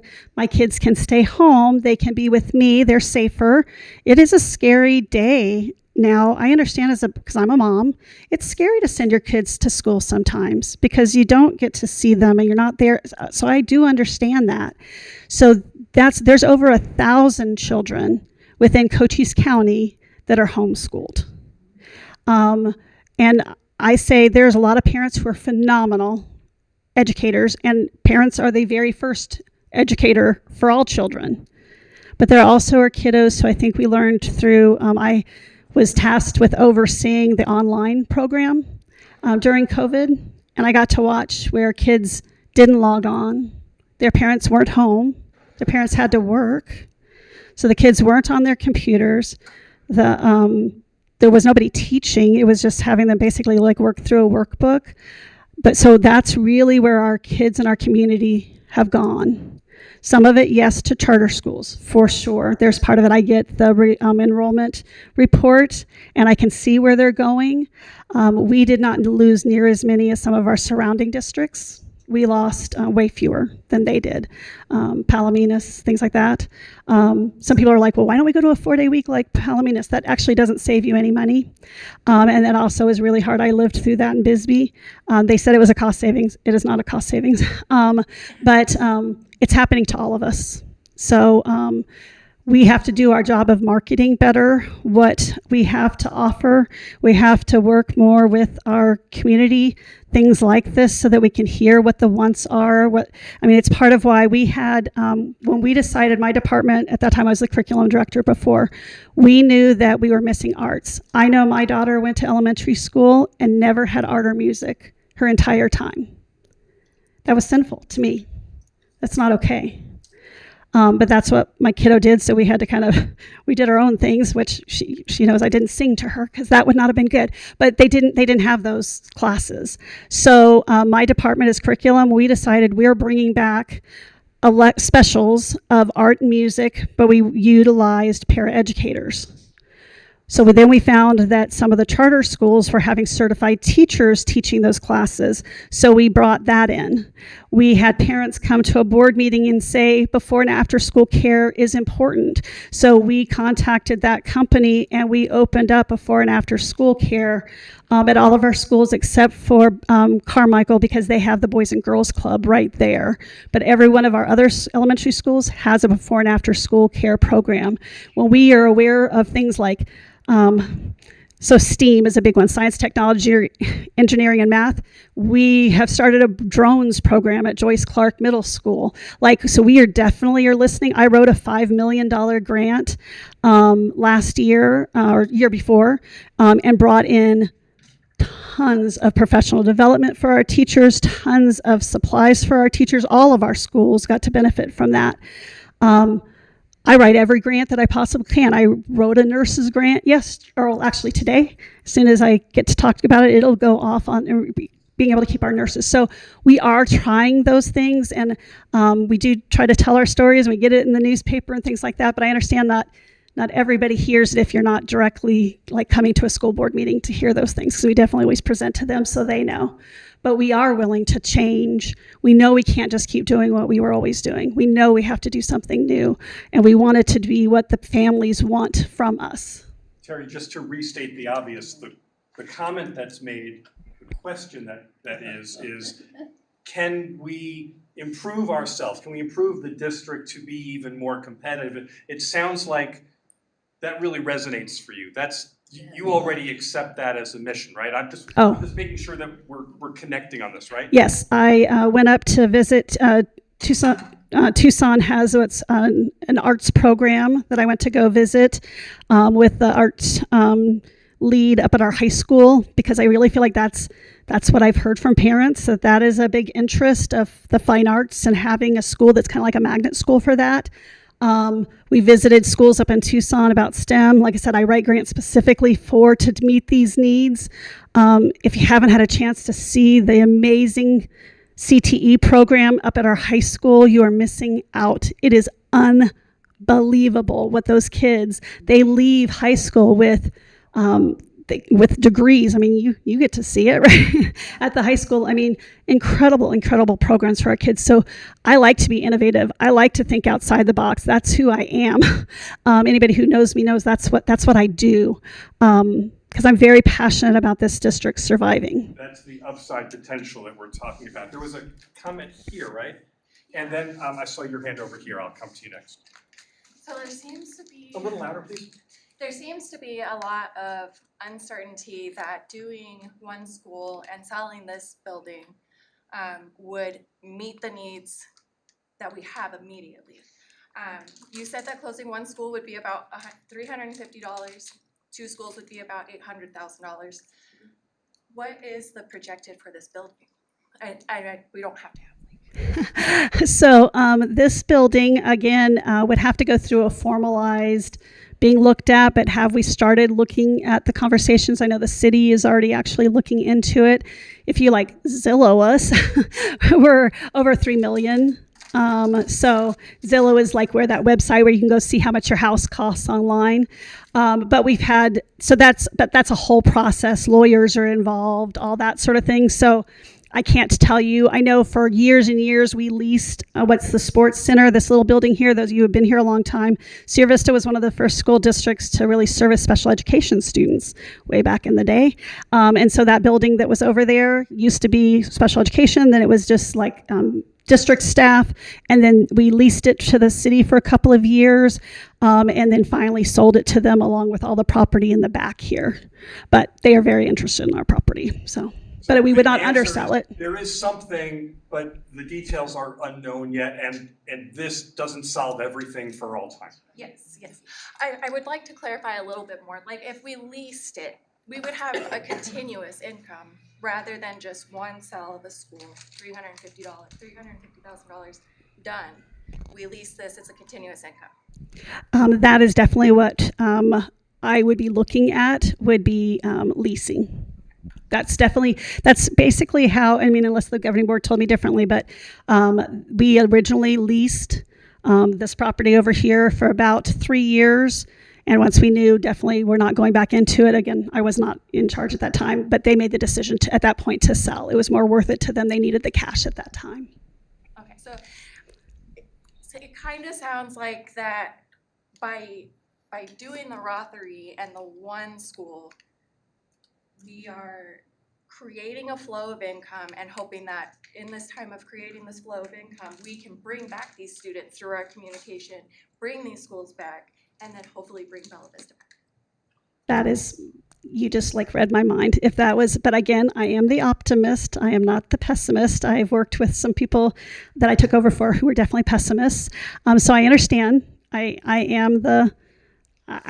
just see that we have so many wonderful things to offer this community. And I will always say, I just want kids educated, to be honest. Whether it's with us, I think we are the best option. I just want kids at school. I'm actually really concerned about our homeschooling population, not because they don't do amazing things. Majority of them do, and I highly respect. I've had parents go, I'm sorry, but I homeschool. I'm like, good for you. Like, as long as you're doing it, just don't leave them at home watching Price is Right, because you're not going to learn math that way. Okay, so those parents who homeschool, please don't, that should not be anybody's headline. I love homeschoolers if they do it well. Do it. But we've got to do what we've got to do to bring kids back. I know there's a comment over here. There's another comment. I'll come to you second. Again, just know that I keep looking. So if you make eye contact at me and you go like this, just like I promise, I will call you. I'm not trying. If you feel like I've been ignoring you, then just raise your finger a little bit higher to make sure I got you. So here first, and then we'll go to you, sir. Well, I had a question because you have the Huachuca Mountain going to up to 8th grade. What's the difference beside, going to Joyce Clark? What are those 7th and 8th graders getting at Huachuca Mountain? Are they getting sports as well, or are they not? It's just... Once the board decides, I know that Ms. Perez, who is here, is chomping at the bit because they have a beautiful proposal of what all they would be offering. But sports, yes, would be available to them at utilizing the sports program at JCMS as we currently do. But they will have departmentalized. And like I said, if that's the direction that they say, we could definitely go into that. But really, it's just one of the things that Ms. Perez has known as the principal, and I don't want to put words in your mouth, but when she talks to families about why are so many of them, because of all of our elementary schools, they have lost one of the larger amounts. A lot of those families have chosen to go ahead and to enroll their kiddos. They are the ones who are probably having more of a pull to our charter school, because the charter school is pretty equally spaced to them. It's just on the other side, ALA. So families are choosing to go there. Some of them because they're not ready for their kids to go on to the middle school model of Joyce Clark. And so that was just really where the proposal originally started last year, which was just to offer a choice to families who want their kids to obviously experience middle school, but to have it in their home school. And again, if that's an interest for more families, we could open another one. And see, was mine, because mine is transitioning into middle school, but I do like the idea, like the charter schools where they're all, K through 12. And so when the Huachuca Mountain with the K through 8th, and then just have, like she said, maybe all the high schoolers together, it's too many transitions. And I kind of like the idea of just, one school and then transfer to the other, or if you could possibly keep them all at one. I know that probably wouldn't be ideal, but that, I have the unique perspective because I've been a principal at two different. So I was a principal at a K-8 school, so I had everybody all together from when I was over in Tombstone, kindergarten all the way up through 8th grade, and then they transitioned over to high school. One thing, it was nice, it was a small district. I had a wonderful experience there, but by those older kids got up to, they'd been together since kindergarten. They were kind of done. I know for my own kiddos, both of them would have been like, they love me and they're very, very polite children, but they would have never wanted to stay at an elementary level. They're just so ready for that true middle school experience. All the switching of classes and lots of kids and the big dances, and there's just different kids. And so we have to, again, kind of going back to your point, we have to meet the needs of our community. So we want to hear from the families. We just want to make sure that they also talk to their kids, because that's my one big concern is families can say they want the K-8, but if their kids all go, no, I want to go over to the middle school, just making sure that there's a good conversation happening. So, and it does sort of tie into what they mentioned about that concept of having a 7-12 sort of model. So I'm going to go, I promised this person over here. Okay. Hey, good evening. I'm Brian Lensmeyer. I'm a board member at Cactus Run Cooperative Preschool. We're a nonprofit that served Cochise County for over 46 years through play-based early childhood education. Much like hearing tonight how the district is in transition with Bella Vista, other options, Cactus Run, we're in our own period of transition. Right now, we are operating out of Thunder Mountain Community Church. They've been outstanding partners to us, but it's not a long-term solution. So Cactus Ren is looking for a long-term lease option of potentially vacant or unused school space that the district has. So we think that this could be a way for mutually beneficial for Cactus Ren, the district, potentially also be able to feed future enrollment for the district. So as the governing board, you go into your working session next week. I just ask that you please consider, before we divest facilities, look at potentially repurposing them for other educational purposes. So I have letters I'll provide to the board members after the formal meeting ends, and just look forward to working with the district in the future. Thank you. Thanks for your statement. Yes, and thank you. And I mentioned to him before the meeting, I'd be very interested in talking with anyone who provides different options. So I'm looking for other hands. Now I'll go back, because I don't see any new hands, I'll go back to people who've spoken before who still. Abby, I haven't forgotten your name. Your name is great. with me right now. You were on it, and I'll try and be brief because I know I've already spoken. But this is a different point had just been coming to me. I had tried to mention that proximity is, I hear a lot about what do parents care about, what do you want to serve. I think you sell the district really well, Terri. It sounds like when you talk about what we offer, it's accurate, and I think that you are a superstar as far as telling people what is here.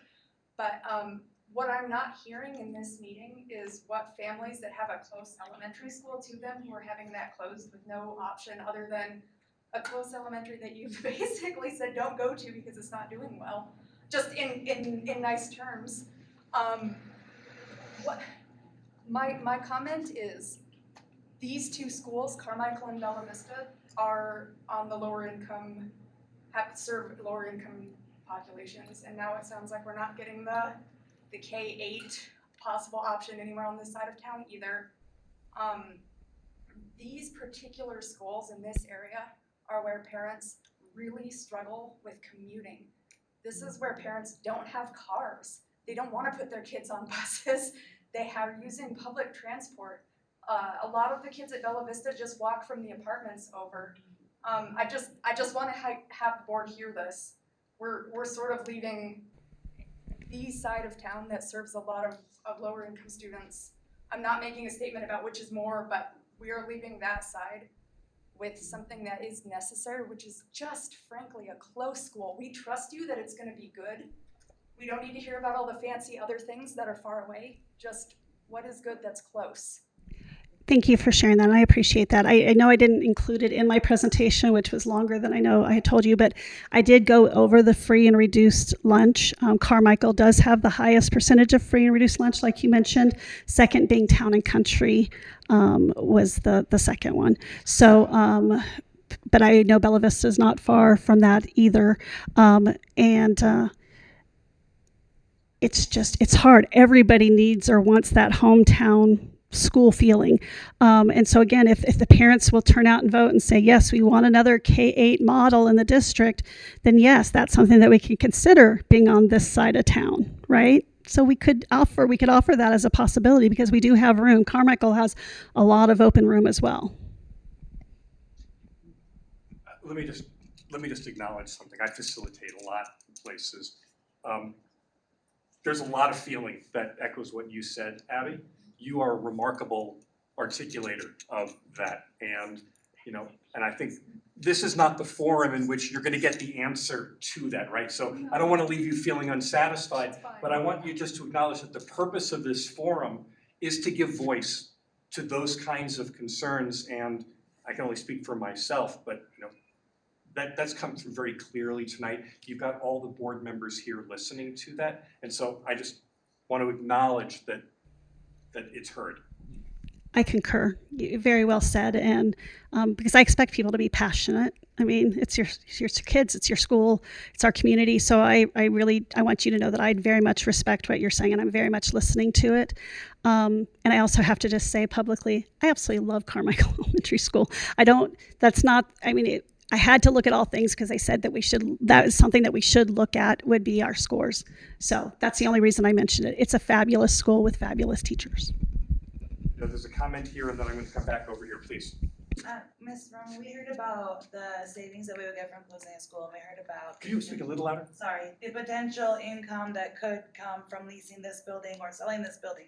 But how much is it going to cost to renovate Bella Vista to become an actual, like, district office setting? And then if Bella Vista reopens in the future, like we're hoping and dreaming for, how much is it gonna cost to renovate it back? We would not, because we would not have the funds to be able to do really any renovation. Those of you who've been around a long time, that bunker building over there right next door where our servers are at used to hold all of the district staff and just had cubicles. And so basically it would just be those cubicles. I guess some of them still exist, Dr. Chun told me. And so we would just utilize those, dividing up classrooms. So great question though, thank you. Over here. Terri, have you considered a K-3 academy at Bella Vista? A K-3 academy? Yes. Just make sure everyone heard. K-3 academy at Bella Vista. So funny they mentioned it. Because I know that the land was donated for educational purposes, so that we still keep it under the rim of educational purposes. Right, and actually, yeah, that was one of the first things we did actually was pull every deed to every one of our schools. So even having the district office there meets the requirement. All of those deeds went to our lawyers. We are looking at some other property that possibly could sell. The issue is that it was donated federal land, state land. It's funny though, you mentioned the K-3 model. Back when I was principal at Town and Country Elementary School, Huachuca Mountain was my sister school. They were going to do a K-3 and I was going to do a 4-6. It was really kind of moving along and was doing really well. And then at that time, the board was just like, no, let's not make a change. That is something I could add to that survey to see if there is interest in a K-3, 4-6 model. So basically, I just, like you kind of said, like I kind of live in a world of things that are tight and things that are loose. What's tight is I have to close a campus. I have to close a campus. Before I'm calling you 1 second, I'm just going to acknowledge, we'll stay here as long as you want to talk and ask questions, but I'm also reading the room, so, you know, I'm just kind of giving like first warning, like pretty soon if there's not a question or a comment, we'll just call this an evening, but go ahead. So it's not so much a question, it's more of a comment, and it's a segue off of the other one, the topic. You're saying that you could save money if you leased or sold this building. The timeline for that doesn't present the option, because if you're saying there's too many lawyers and too many red tape involved, you're going to end up still closing another school, no matter what. The stopgap won't save the problem. It'll delay the inevitable. So my suggestion is, as much as I hate it, because my son goes to Bella Vista, go ahead and rip the Band-Aid off. Get it over with now, because we're all going to get derailed again, and we're going to all be back in here, and this problem's going to happen all over again, and it won't solve anything. It'll just frustrate the community. Could I ask you to clarify, when you say rip off the Band-Aid, what specifically do you mean? 2 schools. Just get it over with, because there's no point. She already said it, like, it's gonna happen again. You don't have a positive timeline of how long it's gonna take to either lease or sell this building, correct? Actually, we've worked with the city before, and it happened rather quickly, actually, when they purchased this land back here. That's why we have to have the board make the decision in November, so that we have between now and the end of the school year to get that all nailed down. So the optimism is it's gonna happen by next year. Is the realism gonna happen? Yes. We've already talked to the lawyers. We've already met with the city managers. That work has already started. I just want to make sure that I understand your point, which is even if you don't like the closing of the first school, you're saying, even if I don't like it, if there's going to be more shoes to fall, let's get it done so that we're not continually wondering what's the next bad thing to happen. Especially when you're saying that millions have to be cut. One school's $350,000. You don't know how much this one's gonna get you. You're still gonna be in that same threshold for needing to cut something. And there may be other options, but if the schools are already being looked at, and I know y'all don't want to close Carmichael because it's the oldest school in the district, and they got an upgrade. My question for that is, why didn't Bella Vista get it when you just built it and it's the newest model? Why give it to something that's older? And I get it, they're in the lowest income area of the city, and I appreciate what y'all did for them.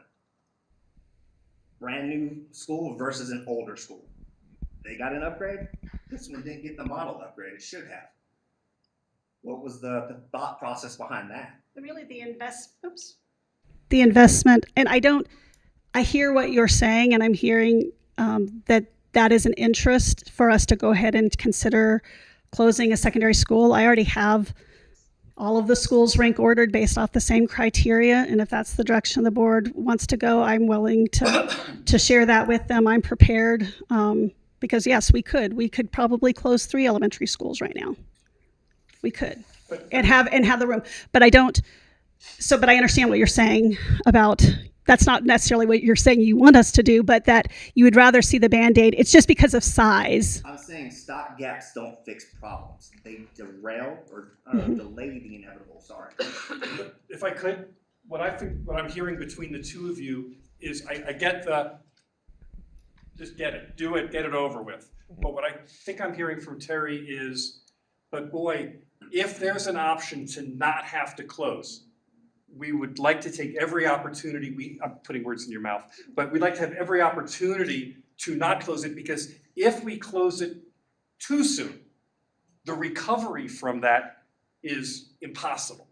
The recovery from closing one of the bigger districts is just the same amount of problem.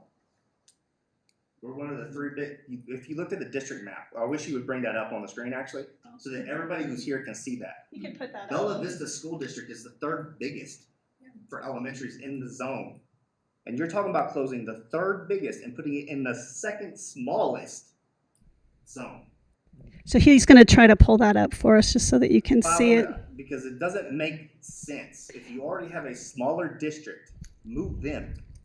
It's the how many students either live in that area, who actually have children in that area, coming or are choosing because of how close there is that one other charter school that's near there. He's going to try to pull that up so you can kind of see where it looks at. But it truly, those borders, and they were changed, I don't know, probably about 7-8 years ago. They had just redone it.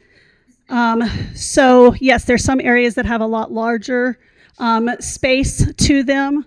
You can see things like this space over here is town and countries. Okay, sorry. Ooh, make me go a little bit dizzy. Okay, you're gonna have to help me with colors because I don't see my legend on the screen. It's the yellow. Yeah, this is Wachusett Mountain, so they go all the way out here, Ramsey. Yep. Light blue is Village Meadows, red is Town and Country, gray is PDS, and this dark blue is Carmichael, green is Burlington. Yeah. We're talking about moving Bella Vista with services, maybe a 1/3 of the major portion of actual Sierra Vista to the tiniest section on the map. But they have, again, the smallest population of children attending our schools just because the land is bigger. Just like some of our states are bigger, they still doesn't mean that they have more people just because they have a larger piece of property. I mean, that's the analysis. There was a comment, sir, and then I see your hand over here. Well, I was kind of following up on something. A little louder. What I had said earlier about years ago, they were considering closing Carmichael. And I'm sure it was for maintenance because it's the oldest school in the district. And we closed Bella Vista, which is the newest school.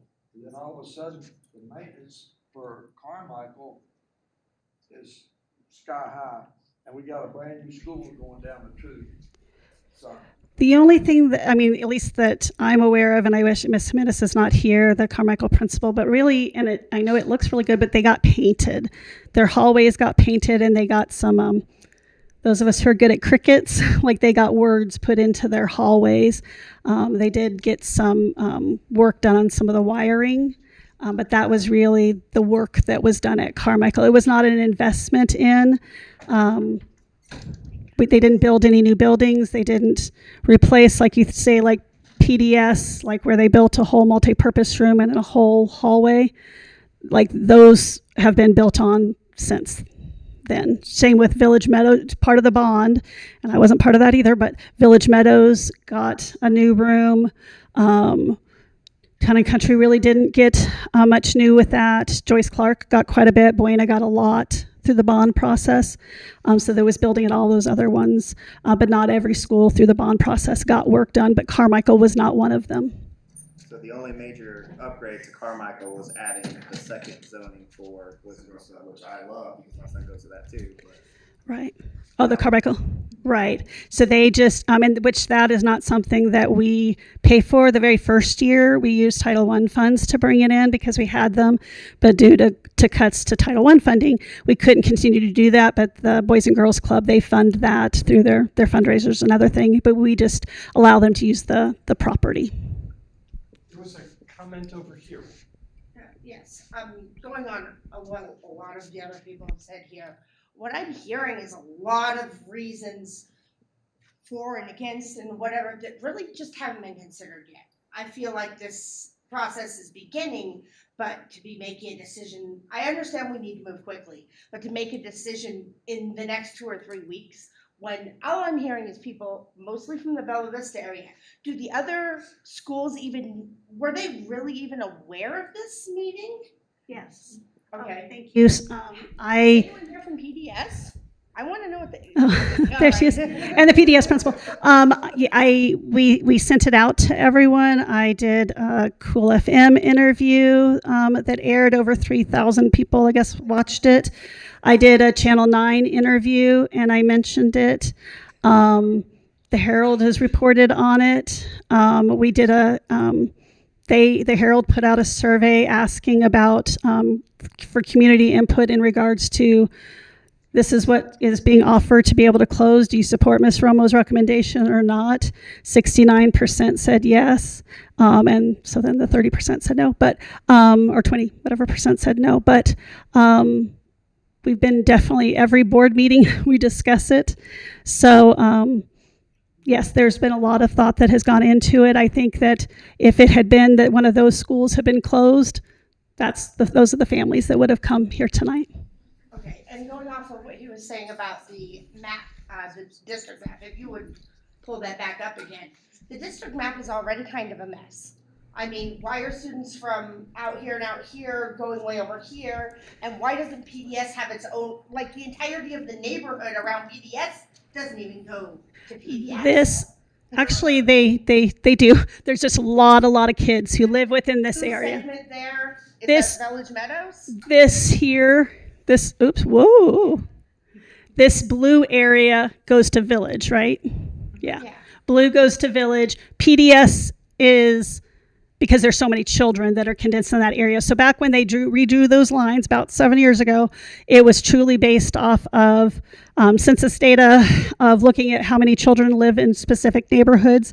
There's a lot of basically science that goes into how they draw lines. So going off of that with the idea that we need to rip off the Band-Aid, we need to look at the whole district all at once and see what needs to be closed and where we need to move these district boundaries. Because having all that green going to PDS just makes this map worse. Yeah. And then you close another school and you make the map worse. You need to do it all at once and figure it all out and get it figured out so that the students are at the closest school that we can keep open at the very least. But I would still, highly think that we should avoid closing elementary schools at all costs. This building leasing out, if you can get that done fast, that will be great. You guys can go to Buena or to JCMS. I'm sure they have lots of room since you said, and if we consolidate them, you'd have one of those buildings. Why do you want the newest building in the district for your offices? It's really. We have I know. literal newest. Can you pull up when Bella Vista was open, because it is newer build, but again, there's been other schools who have had newer construction since it was built. And while he's doing that, I just want to acknowledge what I want to acknowledge what I think is the theme of what you both said. I want to just make sure I hear it right, which is that the only thing worse than having to make this decision for this one school is the fear that there's going to be even more things happening in the future, and we just don't know what those are. Yeah. Is that a good summary? Yes. There's too Does much that work for you uncertainty. too? Okay. I just want to make sure that we're hearing it fully. Are you showing something else? He was just going to look to see if he could find the year that it was built. Am I waiting or? Okay. second calls. I'm looking for other comments. I've got one here and one here. Go ahead. To kind of piggy off of A little louder. kind of to continue off of what they also were saying about how Carmichael has the highest was the free or reduced lunches, and Bella Vista, correct me if I'm wrong, I think was still sitting at like 40%, 30? They were second on your list. It was second on the list. They were second, not third. Yeah. It did also made me think about, yes, you're providing transportation in terms of school buses to and from the school. What about the parents that might need to be able to go to the school in cases of emergencies? They may not have the viable transportation to provide that kind of means, because between going from Bella Vista to Pueblo del Sol, that's a 10-minute drive. Yep. But if they're relying on a bus, so they have to call the city bus to be able to make that transportation to be able to reach their kids, or maybe they only have a bike or something else, and currently Bella Vista was the answer because they could walk to the school, or if they really needed to address something at the school at the immediate means, they have that sort of means to be able to be there. But just kind of, I don't know about the statistics of that, if that was something that was also kind of considered. It was definitely looked at all of the different options. Again, no matter which school we close, because we are all neighborhood schools, we would have the same situation. All of our schools are school-wide Title I, which means that we all have a minimum of 40% of our kiddos. Usually right now it's a little, those numbers that were up there don't usually replicate what we see typically. All of our schools, to be able to be a school-wide Title I school, you have to have at least 40% of your population to be on free or reduced lunch. And so currently all of our elementary schools are school-wide, as well as Joyce Clark Middle School. The high school is the only one that's targeted assist, which means they have under 35% free and reduced lunch. They have, every once in a while, they'll bump up to close to the 40s. But so we face that at all of our school. We have families, unfortunately, at all of our schools where we have families who are truly struggling financially. I know Mr. Miller takes care of all of our meal applications, and we get new stacks of families, whether it's right now their spouse can't work right now due to closures, government closures, all kinds of different things, but we're getting more and more applications daily from families. And so it is something our community faces as a whole. It is an issue. That's why we've been so pleased with like the buses being able to provide free bus routes. I know for a lot of our kiddos, students, children, I know we have a person here who helps us with our what's called McKinney-Vento, our homeless population, and we do provide bus passes and things like that when needed for families as well. So we do know it's a need. We actually provide a lot of services to our homeless population. We have a rather large homeless population within this community. I have two commenters. I know one here and then here. Mrs. Romo, how long have you been the interim superintendent? I started in July. So since July, you've been working on this religiously every day? Yes, and it actually, though, started last year under Dr. Holmes. He announced, one of the board members, I don't know if anybody would remember. Do you recall? I think he first brought it up in October of last year, starting at board meetings saying this is where we were headed. I would say closer to the end of the school year was when it actually was where he stood at a board meeting and shared that we would need to close schools. So your comment is? So my comment is that Mr. Holmes announced this, you said in October of last year, but it was closer towards the end of the school year. When did Dr. Holmes say that he was going to resign? When was that announced? Oh goodness, because I know it was pretty late. Yeah, maybe April or May. Okay, so you only had a 2 months notice that we were going to be losing our superintendent. You came in you said June?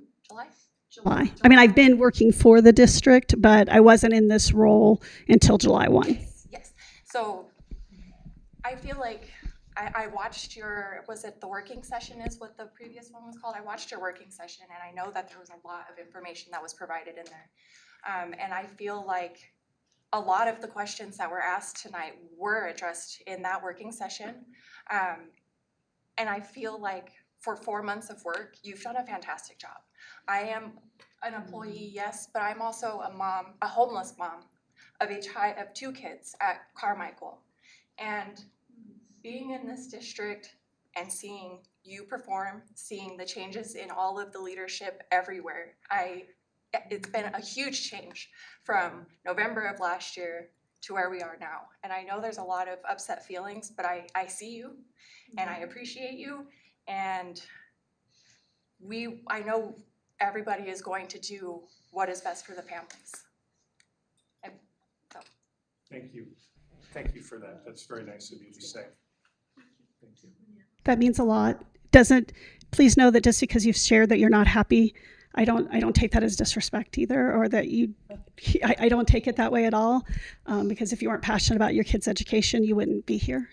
So please know, but it does mean a lot, because I do care a lot, and I want what's best for this district, and I want it to be sustainable, and I want it to survive, and I wish, we had kind of joked about, I didn't know if this was a party, like, you have a party and you send out invites, you don't know if anybody's going to come or if hundreds of people are going to come. I kind of in some ways wish there was 100 people in this room, because there's a lot more families that are impacted by these decisions. And we say it all the time at governing board meetings, like, oh, please come out. Please be part of this process. Please hear what's going on. Because we are good people, and I say at the end of the night when I lay my head down and I say my prayers, I pray to do what's best for the children in this community. That's what I do, and that's what I believe in. And this is bigger than me. So. If this was a movie script, then this would be the last scene, right? Because this is like the perfect way to end this. But I did see at least 1 or 2 more hands up, so I am going to make sure that everyone who wants to gets a chance to speak. But again, consider this last call at this point. If you haven't raised your hand, for sure we want to hear from you. And I know that you wanted to say something, right? No. Oh, you're done? I saw your hand here, so please go ahead. I just have something I'd like clarified. Early on, you were saying that your hope is that eventually they bring Bella Vista, reopen Bella Vista, and do all that. But you also said that if they turn Bella Vista into the admin place, whatever you want to do with it, district office, it would not be fiscally possible to change it back. Oh, okay. It'll never come back. No, she was saying about adding, if we were going to build walls, were we going to create offices?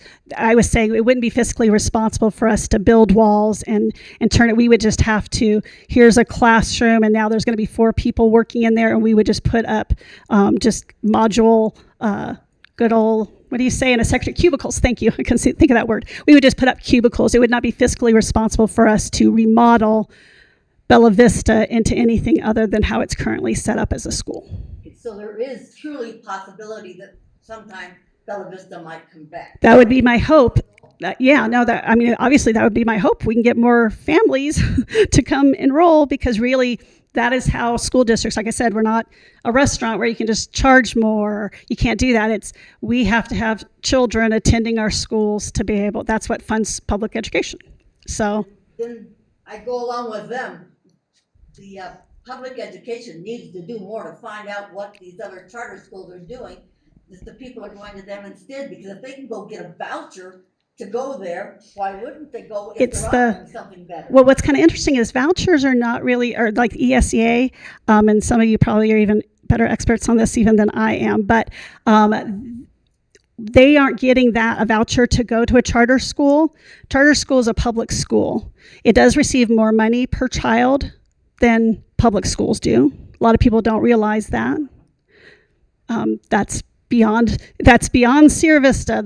Let's go to the great state of Maricopa and have that conversation, because I agree.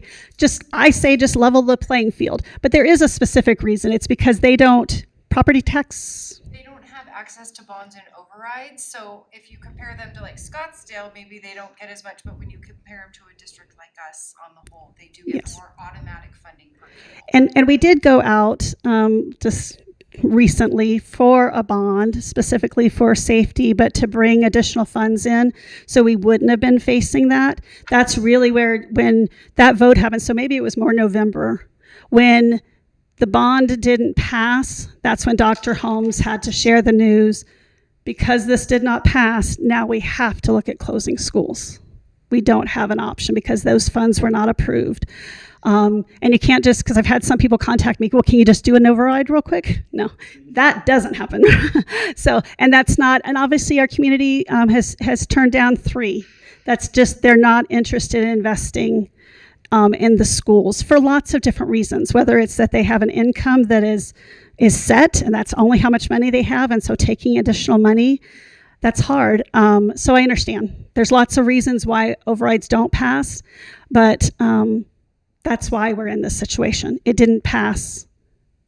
We're in this boat. I have one hand over here. I'm just gonna be real quick. I know, Terri, that you've worked hard on this, and I know that you're a wonderful person. I know the board's gonna do what they have to do. I'm accepting that. I don't like public schools closing, but I'm accepting that. But my question is, aren't we pushing parents to send their kids to charter schools now? Because I know in Bella Vista area, a lot of people are going to be going to Cass, to Lehrman's, and if they have to drive to PDS, why not drive on to ALA? I mean, that's what's going to happen. So Right. aren't we kind of pushing them by closing public schools? Whenever it's so what you would, so let's go the other round of it. So let's say, and this is what kind of happened in a nearby district. I'm not going to name them, but their governing board said, no, we're not going to make any changes. We're not going to do anything. They are up for what's called receivership, which is the state comes in and takes it over and they make all the decisions. We are trying to do what we need to do so that doesn't take place. If the governing board said, nope, change nothing, do not consolidate, do not get our schools to the right capacity, get us right-sized on our staffing, we will be so far out of budget that the state will have to come in and take us over, and then none of us, there will be no town hall. I need everyone to understand how serious and dire this situation is. It's really bad, you guys. We have to right-size this ship as hard as it is. So, but at the end, like I said, it is the governing board's decision. It's a hard decision. I don't envy any of them. I know they are listening. We're going to do what we're trying to do, all that we can to keep us open. We don't want to lose kids. We don't. May we lose some? We may very well. This gentleman and then you over here. So I get that we've done all this analysis on which schools to close, all the things that go into which one needs to be closed. I get that we went through all the analysis for which school would be more optimal to close. Was there analysis done on redesigning the districts prior to that? Because if we redesign the districts and stop letting Town and Country have this group that's all the way out there in the middle of nowhere and gave it to Pueblo del Sol, would that solve part of the problem for the schooling? Would it solve part of the problem for the attendance rate? Would it, I mean, it still sounds like a stopgap when I'm saying it. However, it would also eliminate having groups being so far out going to a school across town. I would say that it's still the same population of people, and all of our schools are very similar in enrollment, minus Huachuca Mountain being just slightly higher and Bella Vista being the lowest. Otherwise, we're all pretty much in the 200s. So really, it doesn't fix it because it's still the same population of people. Comment here, please. I did have another question. Early in the presentation, you said something about we needed to close schools to not have to fire people. And I obviously don't want anybody to lose their jobs, but how many people are we talking about firing when we close Bella Vista? Because clearly you're not going to take all of the support staff and every single teacher over there. No, and I said my goal is to keep as many people employed as possible. I said I cannot promise that there will not be people who lose their jobs through the consolidation. With cutting additional funds, that's a different story. There may very well be people who lose their positions, but it's not just, and one thing I want to make sure everybody understands is it's not just the people from Bella Vista. There's governing board policy has what's called a reduction in force policy that they must follow. And so really it's when we're looking at teachers, it's every teacher across the district. So it's not just like, oh, you're at Bella Vista, so too bad, so sad. We have it for all of our teachers. We have it for all of our support staff. It's called a reduction in force. It's laid out in policy very specifically how we have to go about it. But every person that does the exact same job, so let's say you're a kindergarten para, if you're a kindergarten para at Bella Vista, all kindergarten paras across the whole district would go through the same RIF process if we had to eliminate. Our goal is pretty much every year, attrition has always worked in our favor. We have people who already like being proactive, like you said, like our business office has already reached out and saying, staff, if you know you're going to retire at the end of this year, we want to know so that we can say, oh, okay, that person's going to retire, so we can then move that person here. Like I know I had that conversation with one of the teachers at Bella Vista. They're like, oh, well, PDS doesn't have anybody in that position right now, so we pulled that position down. We'll keep a long-term sub in that position so to save a spot. So that's what I'm just saying, that I will prioritize people over buildings. But can I say that there will be nobody losing their job? I can't say that. No, I was just wondering what were the numbers looking like versus losing more jobs versus having to destroy the education of the students. And I have a special needs child that goes to the school at Bella Vista, and we are close. We're in walking distance. And if something happens, and something has happened multiple times this year already, that I can be in that school in a couple of minutes. I cannot send my child to PDS. It is too far away. We're sharing one car in our family right now. That is not an option for us to be able to run to PDS every time something happens. And I know we have a lot of special needs kids across the district. I just really think that more solutions need to be looked at, and redoing the district. Consolidating the higher schools, other things, maybe even losing more people across the district rather than, I'm sorry, I lost my train of thought. That's okay. I do understand, but basically I understand what you're saying. I want to move on to a different subject.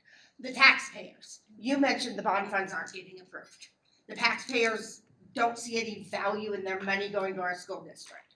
And when we drive students out of our school district, we're going to lose more money for our school district. Every student that goes to the charter schools, every student that gets homeschooled is dollars lost in our district. If you're driving them out, you're driving money out of the district. So how much are you losing when you're driving kids away from the district? And these taxpayers, when Bella Vista closes, it looks as, from my research, anywhere from 13 to 25% reduction in home values in the neighborhood.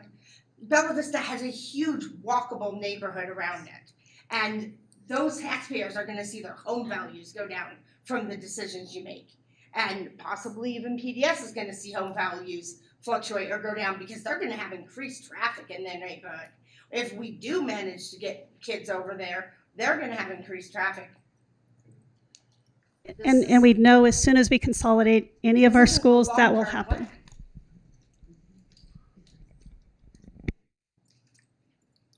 I think your point is well taken, right?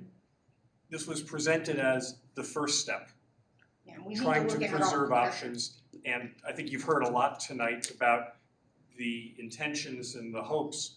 I like intentions better than hopes, that there will be a full-on plan. There will be more work done on this. But you're right. There's a lot of unknowns. Don't do it piecemeal. Don't do it piecemeal. Get it together and do it right the first time. Thank you. Thank you for saying that so clearly. I am not aware of anyone else pointing at me saying that they want to do it. So with your permission, I'm gonna, well, okay, I wanna say one thing. do it now. Everyone's looking at you. Population of Sierra Vista is A not. little louder so we can hear you. Population of Sierra Vista is not going down. So what happened? It actually. Why are we in trouble? It actually is. Sierra Vista has gone down as well as our entire county. I talked to several, I'm part of a superintendent group. Again, this is happening everywhere. It is not just us. We got new things coming in, Black Star, they're bringing more people in. That's one of my hopes. I've actually already talked to them about I would like to partner with them to have a program that goes from our middle school to our high school. Yes, we will definitely tap into those options. Okay, go ahead. One more thing. I know that everybody's done a lot of thinking and a lot of planning on this thing, but if you're gonna be moving people to schools, you need to at least have a minimal of 1 or 2 school years planned and do all that together. Not just move this school and then 6 months later say, oh, we gotta close another, but they might, the PDS have to take some, the same students end up going to another one. You need to have a little bit broader total thing for at least 1 year or 2 years, not just next school year. Right, I do hear what you're saying, and again, I have every single one of our schools prioritized as for recommendation for the governing board. And so if that is the direction that they so choose, I think he's sort of tried to capture why I wasn't trying to go that route. But, and again, that's something that we need to kind of hear, I think, from, I know we have a great group that's here, but also this is also just a small group of our larger community.